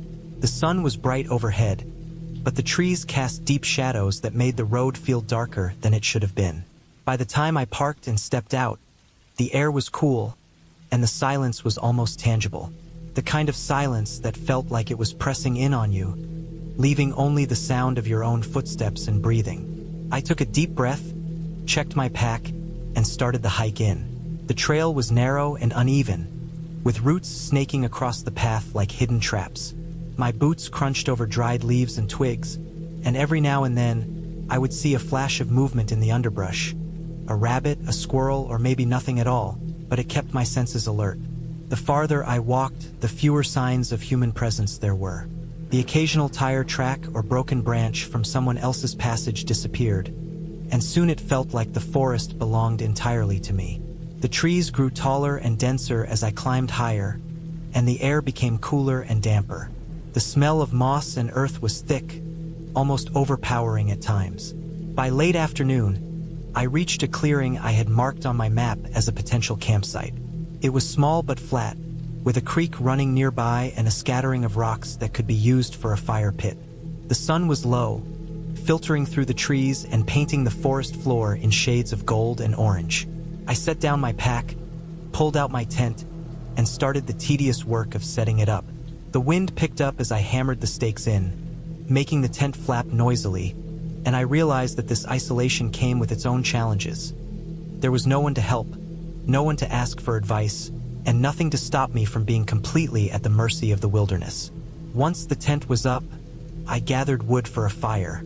I wanted to make sure I had enough light and warmth, especially since the forecast had called for the temperature to drop significantly at night. I found dry sticks under the overhangs of trees and split some larger logs with my small hatchet. It was painstaking work, but there was a rhythm to it. The sun slipped lower behind the trees, and shadows stretched across the clearing like long, dark fingers. I finally managed to get the fire going, the flames crackling and casting flickering light around me. The warmth was immediate, comforting, and necessary. I ate a simple meal of canned beans and bread, washed it down with water from my bottle, and sat for a while just listening. The sounds of the forest grew sharper as darkness fell. The creek babbled softly, but every so often there was a snap of a branch, a rustle of leaves, or the distant call of a bird or animal that should have been asleep. It wasn't frightening, not yet, but it kept me alert. I double-checked my knife, my flashlight, and the tent zipper before crawling in. I had a small lantern inside, but I left it off, wanting to sleep with the natural darkness. My mind was tired, but I was too alert to sleep deeply. Every little sound made me stir, and I found myself imagining scenarios I had never considered. Around midnight, I woke suddenly. The forest outside was darker than I had expected, the shadows more pronounced under the faint moonlight. There was a sound, subtle at first, almost like dragging, but with a rhythm that made my stomach tighten. My first thought was an animal, a deer, maybe a raccoon, but the sound was too deliberate, too continuous. It moved slowly, like someone or something was circling the clearing, stopping occasionally, then moving again. My heart pounded as I grabbed my flashlight and unzipped the tent just enough to peek outside without exposing myself fully. First, I saw nothing. The fire had died down to embers, casting only a faint glow. The forest was a black mass around me, the moon barely lighting the tree trunks. Then I noticed the movement. Shadows shifting among the trees, not like animals, but like someone crouched low, moving deliberately, avoiding the firelight. My first instinct was disbelief. There shouldn't be anyone here, but my gut told me I wasn't imagining it. I turned on the flashlight briefly, sweeping it over the clearing. For a moment, I saw a flash of something. A human figure, tall, moving slowly, keeping to the shadows.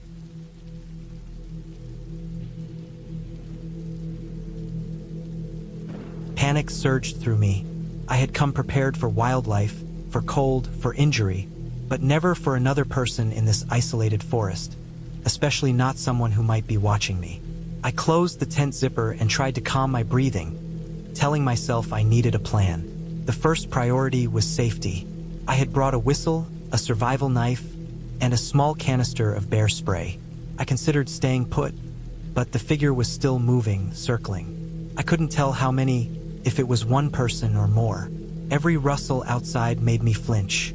Hours passed with me sitting upright in the tent, barely daring to breathe. The dragging or shifting sound never fully went away, always returning after a pause.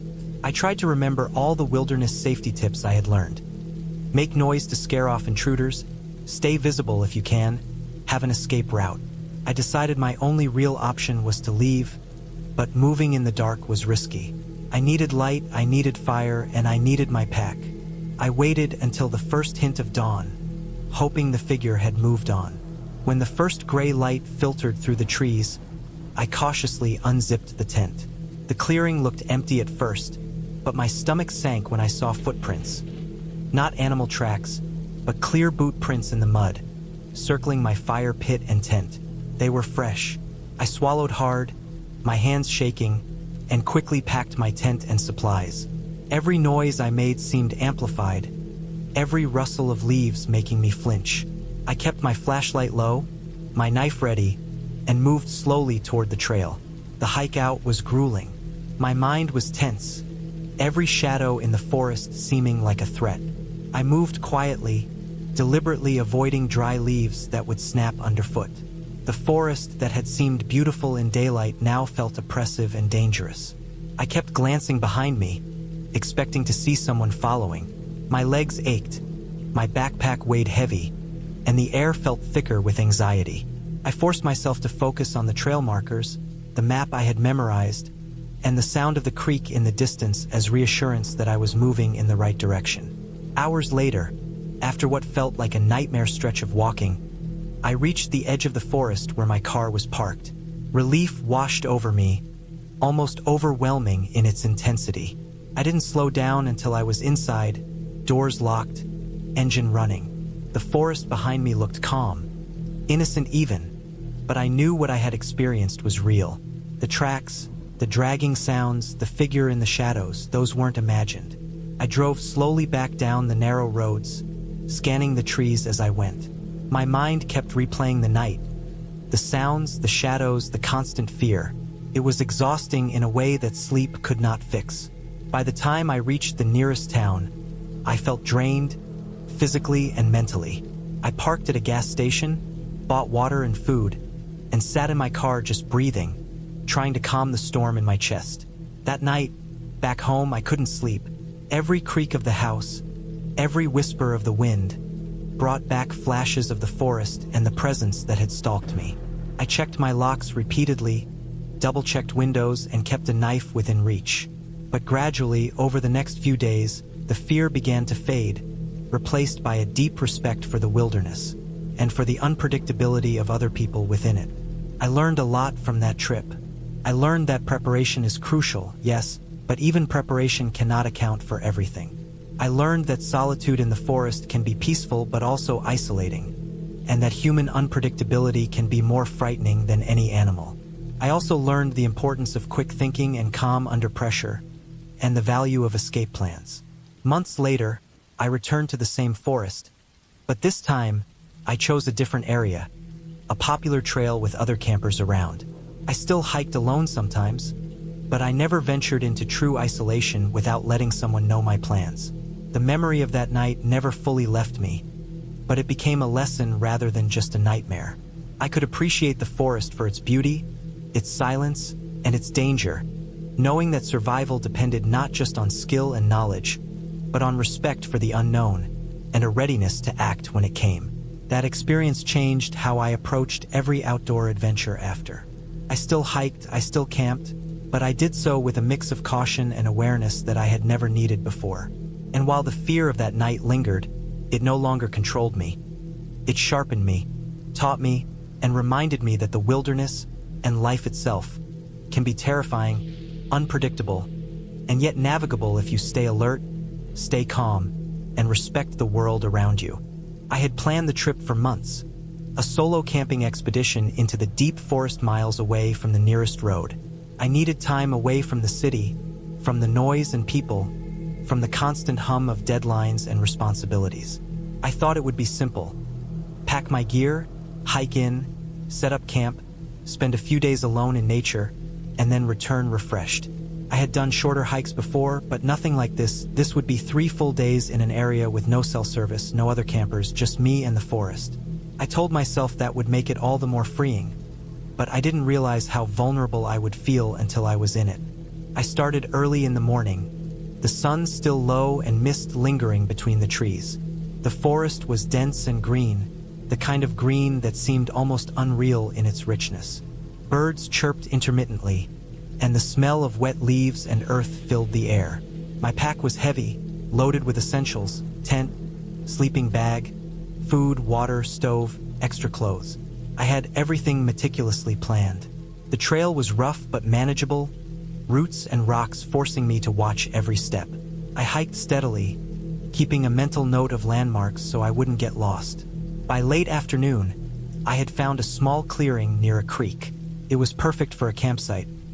Flat ground, access to water, and just enough distance from the trail to feel isolated, but not so much that I would be completely cut off. I set up my tent, making sure the rainfly was tight, the stakes secure. I unpacked a few supplies, spread out a tarp for cooking, and took a moment to simply look around. The forest was alive, but in a quiet way, the kind of quiet that feels like it's watching you back. I started a small fire, enough to cook dinner but not so big that it would be hard to control. The crackle of the flames mixed with the sounds of the creek, creating a strangely calming rhythm. As darkness fell, I felt a shift. During the day, the forest had seemed inviting, even comforting. At night, it felt different. Shapes moved in the shadows. Sounds that seemed insignificant during daylight.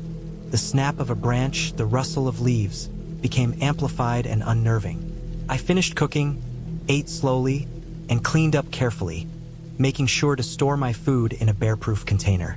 I didn't want to attract any wildlife, and I knew better than to take chances in a place this remote. I crawled into my sleeping bag inside the tent, the walls thin and vulnerable against the cold night air. Outside, the forest seemed alive with eyes I couldn't see. Around midnight, I was woken by a sound. At first, I thought it was my imagination, a twig snapping, maybe a small animal, but then I heard it again. Footsteps, heavy, deliberate, crunching through the underbrush toward my campsite. I froze, my heart hammering. The fire had burned down to glowing embers, casting long, flickering shadows around the clearing. I didn't dare move, didn't dare make a sound. The footsteps stopped just beyond the firelight. My mind raced. I had read about encounters in the woods, how vulnerable solo campers could be. Most were animals, some were other humans. I had prepared for wildlife, but not for this, something deliberate. I stayed still for what felt like an eternity, every nerve in my body alert. Then I heard a rustle closer, and my stomach sank. Whoever or whatever it was had moved closer to the fire. I couldn't see anything through the mesh of my tent. I debated my options. Stay in the tent and hope it left, or try to make noise and scare it off. Both choices felt dangerous. The footsteps moved around the perimeter of the campsite. Then silence. Absolute silence.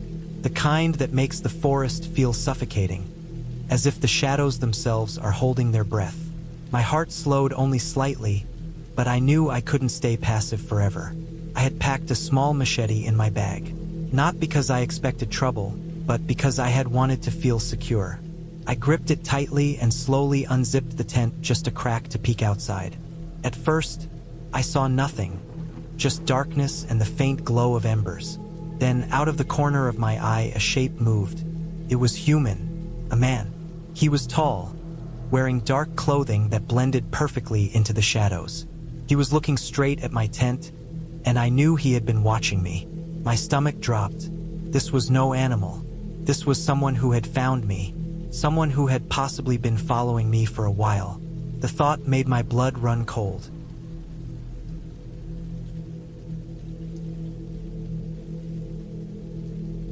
I stayed still, trying to think clearly. My first instinct was to run, but I knew that would make noise, and the forest was too dense to guarantee a quick escape. I needed to stay calm, assess the situation, and find a way to protect myself. I remembered reading survival advice. Avoid confrontation if possible, make yourself unpredictable, and look for a defensive advantage.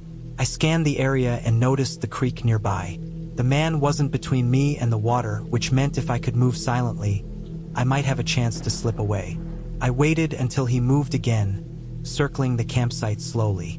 Then, timing my movements with his, I unzipped the tent fully and stepped out, keeping low, using the remaining shadows to my advantage. I gripped the machete in one hand and grabbed my flashlight in the other. I didn't turn it on. Light would give me away. I edged toward the creek, careful not to step on any branches. The man stopped again, as if sensing movement, and my heart nearly stopped. I froze, then slowly shifted behind a large boulder. He moved past, a few feet away, and I could hear his breathing. Heavy, slow, deliberate. My mind was racing. Who was he? Why was he here? Was he armed? I couldn't know, and I couldn't risk finding out. I reached the creek and slipped into it quietly, using the sound of flowing water to mask my movements.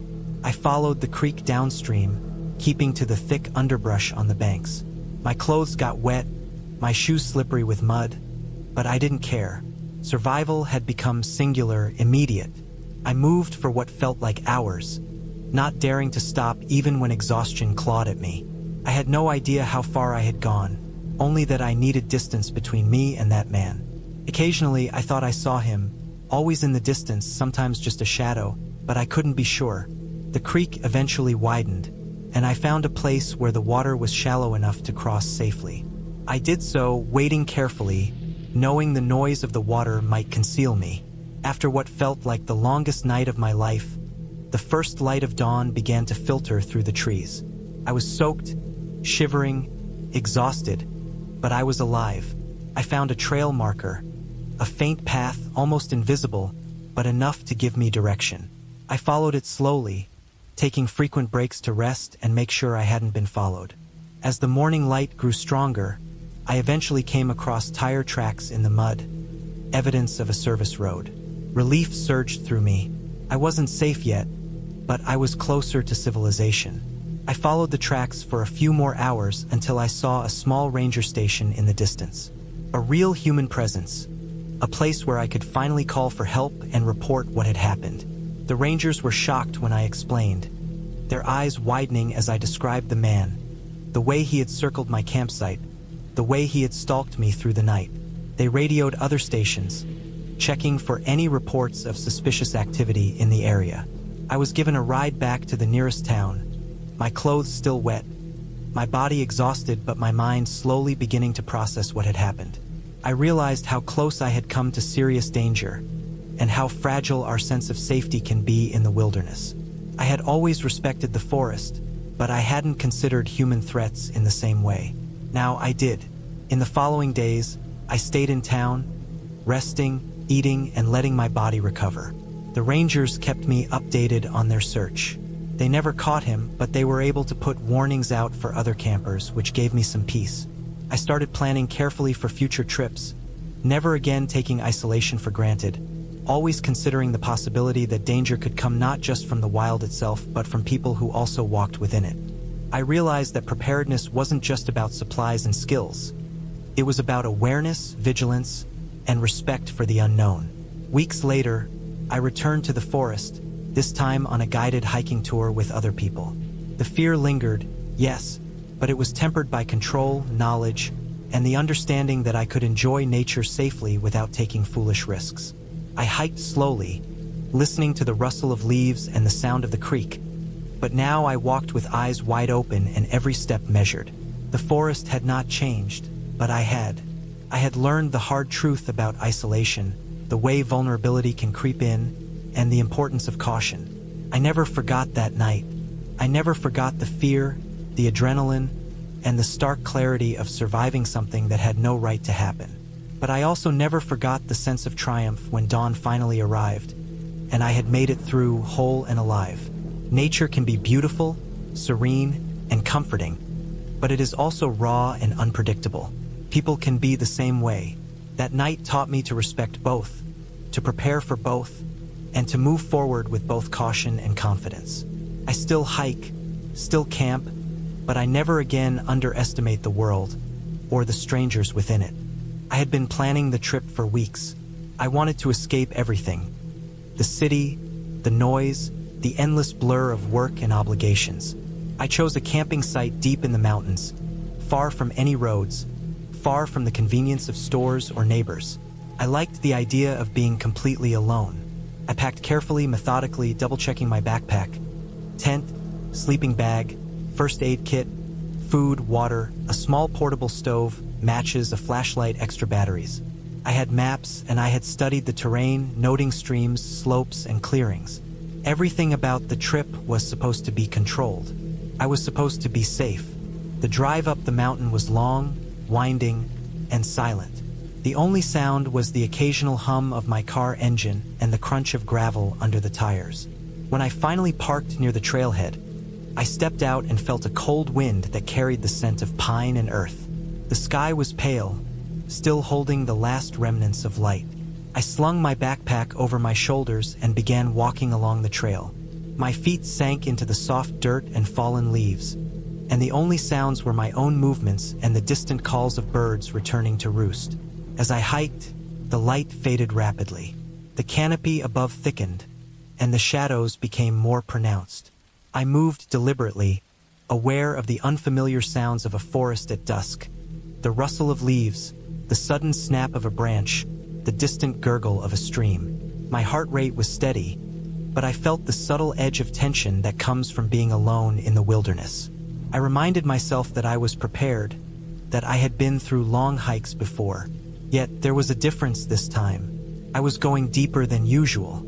I was deliberately choosing isolation. After a couple of hours, I reached a clearing I had marked on my map. It was perfect. Flat ground, sheltered by a natural crescent of trees, with a small stream flowing nearby. I set my backpack down and began assembling my campsite. Pitching the tent took longer than expected, my hands stiff from the chill. I laid out my sleeping bag, organized my supplies, and then collected some wood for a fire. The forest was growing darker with every passing minute, and soon I was working in near darkness, relying on my flashlight. The fire was the first real comfort of the trip. Flames leapt and crackled, casting flickering shadows across the clearing. The warmth was immediate, and the smell of burning wood mixed with the cold, earthy scent of the forest. I prepared a small meal, something simple I could cook over the flames. Canned beans, a bit of rice, and a protein bar. Eating, I sat quietly, watching the forest and feeling the full weight of solitude. There were no other campers, no distant roads, no cars, no noise except the wind, the water, and the fire. I felt alive, alert, and small all at once. Night fell fully, and I moved inside my tent. I had a flashlight by my side, my phone charged but in airplane mode, and a knife within reach. I slept fitfully, listening to the sounds outside. There was no immediate threat, nothing unusual beyond the ordinary life of the forest. But I noticed the way shadows shifted, the way sounds could trick the mind when alone and tired. Every small noise, branches breaking, leaves rustling, made me tense. I forced myself to breathe slowly, reminding myself that I was experienced and prepared. I woke before sunrise. The air was crisp, almost biting, and the forest seemed transformed in the soft morning light. I cooked breakfast by the fire, washed up with water from the stream, and planned my day. My plan was to follow a trail along the ridge, high above the clearing, then return before dusk. The trail was steeper than I expected, and my legs burned as I climbed, but the view was extraordinary. The trees stretched endlessly, mountains rolled into the distance, and the valley below was shrouded in morning mist. I felt a rush of exhilaration, a connection to the vastness of the world around me.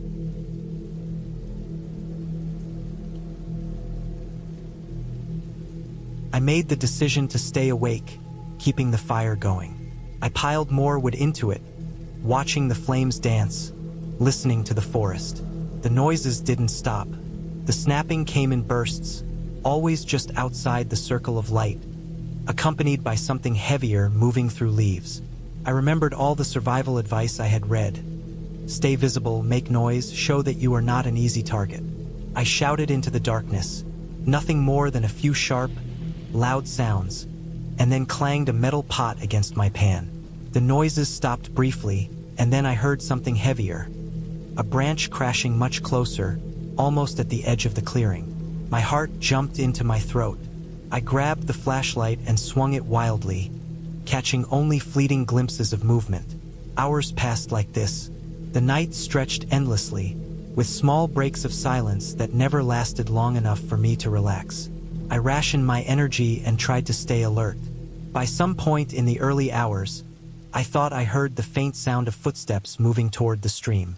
I realized that staying in the tent was dangerous. If someone was out here, they could easily hide in the darkness and wait. I decided I had to get out, to leave the forest entirely before sunrise. But leaving meant moving through unseen terrain, in pitch darkness, possibly being spotted. I loaded my backpack quietly and extinguished the fire. The forest in the dark was terrifying. Without the fire, I had no way to see more than a few feet in front of me. I moved slowly, trying to avoid snapping twigs or dry leaves. Every shadow looked like a figure waiting to grab me. My imagination was running wild, but the sounds were real. Heavy footsteps occasionally echoed behind me, but whenever I turned, there was nothing. I realized that whoever or whatever was following me didn't want me to leave easily. Eventually, I reached the path that led back to the car, but the forest had grown more confusing. I lost the trail in the darkness multiple times and had to retrace my steps. My feet slipped in mud. I scratched my arms on branches, and my breathing was harsh and ragged. The weight of the backpack made everything harder, and the fear made my mind race faster than my body could move. Every small sound, rocks rolling, leaves shifting, made me freeze. At one point, I even thought I saw a shadow cross the path, but I couldn't tell if it was real. Finally, after what felt like hours, I saw the faint outline of my car.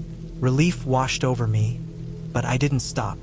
I ran the last few meters, opened the door, and threw myself inside, locking it instantly. My heart was still pounding, sweat covering my face. My hands shaking so badly I struggled to put the key in the ignition. I drove away slowly at first, checking the rearview mirror for any movement. Once I was on the main road, the safety of the open area made me breathe easier. I reported the incident to the local ranger station the next morning. They took my statement seriously, noting that in remote forests, it was not unusual for people to encounter illegal hunters or trespassers who could be dangerous. They advised me that I had been lucky. The area was known for occasional break-ins and assaults, even though they were rare. Apparently, someone had been following me that night, possibly a hunter who didn't want to be discovered. I realized how vulnerable I had been, how my desire for isolation had put me in real danger. The experience stayed with me long after.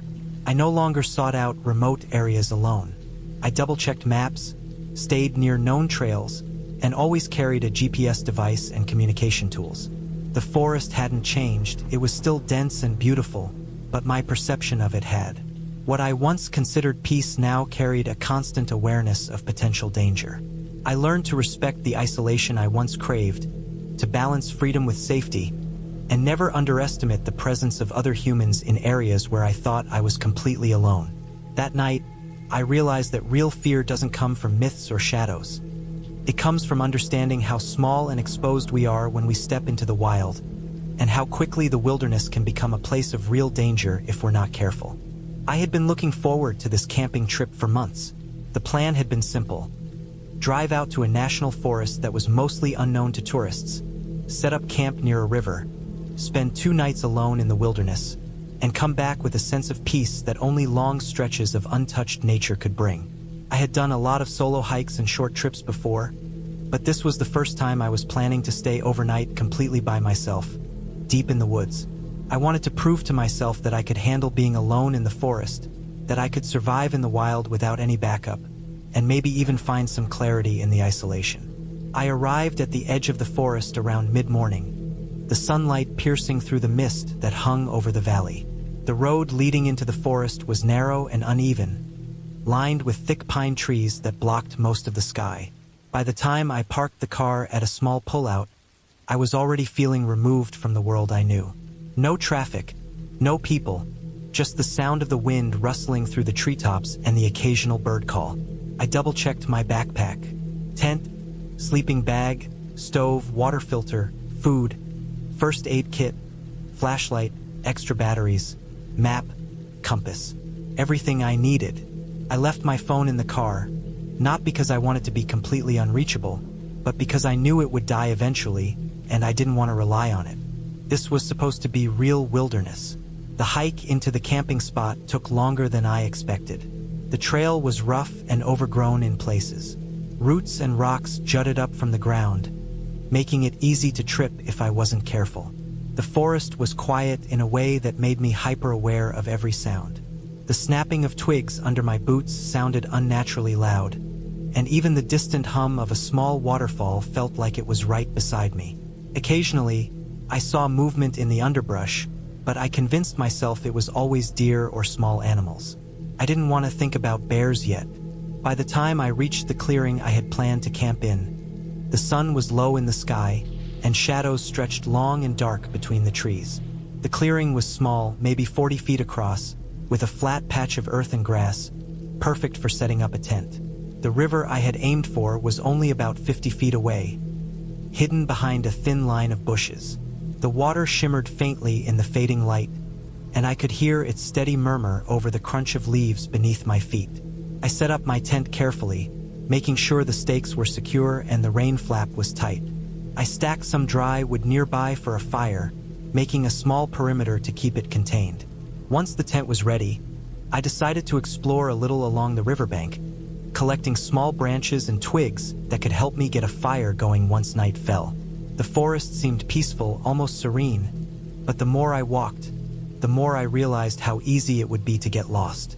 Every tree looked the same, every bend in the river looked like the last. I marked my path with small piles of stones, hoping that would help me find my way back. When I returned to the clearing, the sun had fully disappeared behind the hills. Darkness spread over the forest in a way that made the trees look taller and more intimidating. I built the fire slowly, striking flint until sparks caught the dry kindling.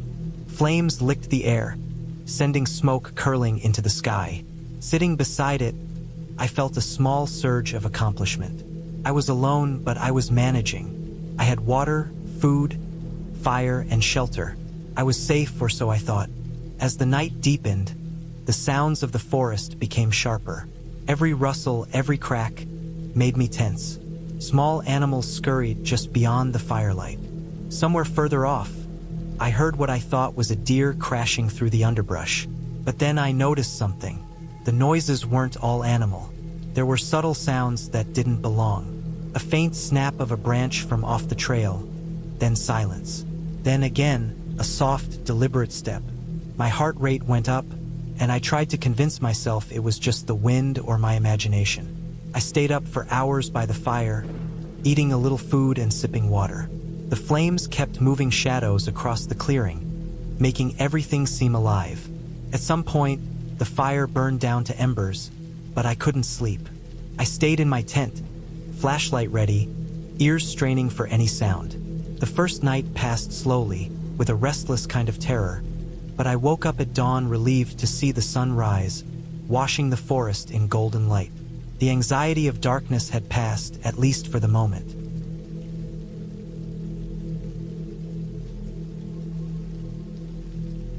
It was around midday when I noticed something unusual. A faint trail in the underbrush, off the main path. It looked recent.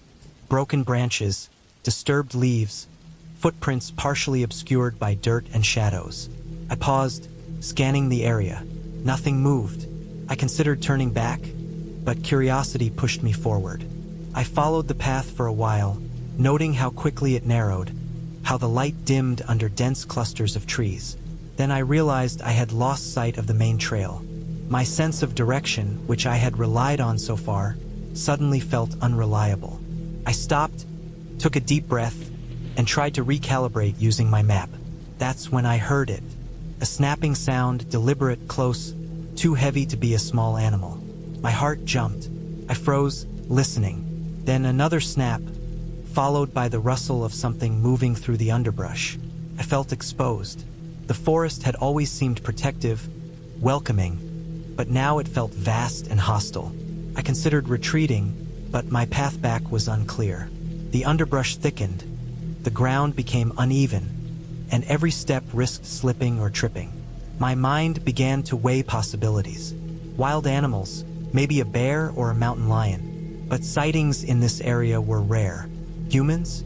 Poachers? Hikers who shouldn't be there? I quickened my pace, trying to keep calm while keeping my eyes and ears alert. Every sound seemed magnified. Every shadow felt alive. The forest canopy blocked the sun, and I realized that night was approaching faster than I expected. I needed to return to my clearing, but the trail was gone, erased by time, weather, or someone else. I tried retracing my steps, marking trees with small cuts from my knife, but it quickly became apparent that the landscape had shifted. The forest was no longer familiar. Every tree, every boulder looked alike. Panic began to rise. Hours passed, or maybe less. Time felt distorted. I moved cautiously, alert to every sound. My legs ached, my stomach growled, and my throat was dry. The stream that had seemed so reliable in the morning was nowhere in sight. I tried to climb higher to see over the trees, but the ridge was steep, slippery, and covered in loose rocks. I slipped more than once, scraping my arms and legs. Each fall sent a jolt of fear through me. The thought that I could break a bone out here alone was terrifying. I knew I had to stay calm, conserve energy and focus. Then I heard voices. Not words, just low tones, murmuring, moving. They sounded human, but distant. I froze. My mind raced. Were they hikers? Were they dangerous? I considered running, but my path was unclear. I stayed still, crouched behind a large tree, watching and listening. The sounds moved past, growing fainter, then disappeared entirely. Relief washed over me, but I was still lost. The forest was dense, and the sky was darkening. I realized I would have to spend the night somewhere, and the only option was to find a relatively flat, sheltered spot to set up an emergency camp. I stumbled through the underbrush until I found a small depression in the forest floor, sheltered by large pines and thick bushes. I set down my pack, unpacked the sleeping bag, and tried to make a small fire. Dry wood was scarce, damp from the shade and recent rain, but I managed a tiny flame. I ate a small amount of food and drank sparingly. The night was long. Every sound made me jump. Branches snapped in ways that suggested something heavy moved through the forest. I had no phone signal, no way to call for help. The isolation was total.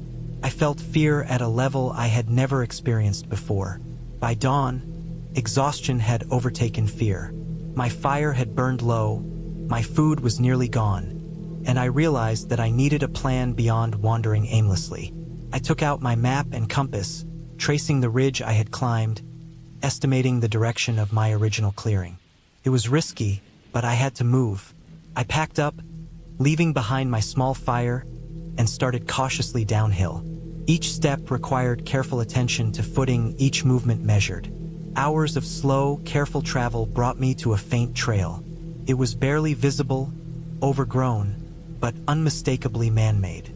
I followed it, relieved though wary. The trail wound through dense forest, eventually opening into a small clearing. And there it was, my original campsite, untouched, fire pit still cold, my tent intact. The relief I felt was overwhelming. I had survived, I had navigated, I had returned. I spent the day packing up, ensuring I could leave safely.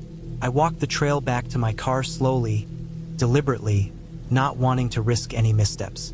The mountains gradually gave way to familiar paths, roads, and then the open sky above civilization. I reached my car as the sun dipped low, exhausted, sore, but profoundly aware of how fragile safety could be in the wilderness. The trip had been terrifying, exhausting, and completely consuming, but it had also reaffirmed something important. Preparation, patience, observation, and resilience were real tools. Panic and fear were dangerous, but control and calm could guide survival. I drove down the winding roads in silence, my body tired, my mind replaying every step. I had faced the raw, unfiltered wilderness, and I had returned whole. By the time I reached my apartment, night had fully fallen. I unpacked carefully, cleaned my gear, and took a long shower, washing away the grime and tension. I sat by the window afterward, looking out at the city lights. The world seemed smaller, calmer, yet alive in a way I hadn't felt before. The trip had been a lesson in limits, fear, and endurance, And though it had been scary, it ended with clarity. I survived because I stayed focused, because I respected the wilderness, because I adapted. I would return to nature again, but differently, wiser, more cautious, and fully aware of what it demanded. I had planned this camping trip for months, thinking it would be a quiet weekend away from the noise of the city. I had a small backpack loaded with all the essentials: a tent, sleeping bag, portable stove, food, water, a flashlight, and a first aid kit. I chose a remote spot deep in the forest, a place I had discovered on a map and confirmed through satellite images. The area was far from any trails, roads, or other campsites, and that isolation was exactly what I wanted. I wanted the forest to be mine for a couple of days, the silence and the smell of pine and wet earth. I drove for hours along winding roads that slowly deteriorated into gravel and dirt tracks, my car rattling over rocks and potholes until I reached the edge of the forest. I parked and loaded my gear, feeling a small thrill of anticipation. The forest was dense, the trees thick and old, their trunks covered in moss. Sunlight filtered through the canopy in sharp lines, giving the ground an almost patchwork pattern. I found a clearing about a quarter-mile in that seemed perfect. It had soft ground for a tent, flat enough to sleep, and a small stream nearby for water. I set up my camp slowly, careful to arrange everything efficiently. I dug a small fire pit, stacked some dry wood, and built a small mound for cooking. The sound of the water running over rocks was faint but constant, and I found myself relaxing, feeling the tension from the city drain away. As evening approached, the forest seemed to change. The temperature dropped quickly, even though it had been warm in the afternoon. Shadows stretched unnaturally, and the wind through the trees sounded louder, sharper. I noticed how quiet it was. Birds had stopped calling, and even the usual rustling of small animals seemed to vanish. It was a different kind of silence, heavier than just the absence of noise. I lit my fire, and the flames cracked and spat sparks.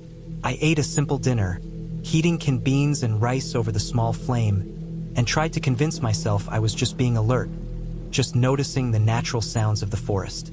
Night fell quickly. The flashlight on my headlamp cut small circles in the darkness, but beyond that, there was only black.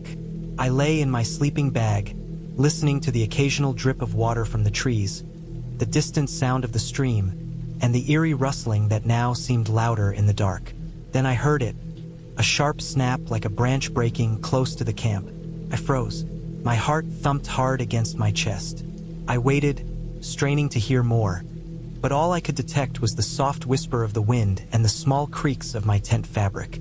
I told myself it was probably just an animal, a deer, maybe a raccoon, but something about the sound made my stomach knot. Minutes passed, then another snap, this time closer, followed by the low crunch of something heavy moving through the underbrush. My hands were trembling as I reached for the flashlight. I shined it toward the trees, trying to see, but the light barely penetrated the darkness.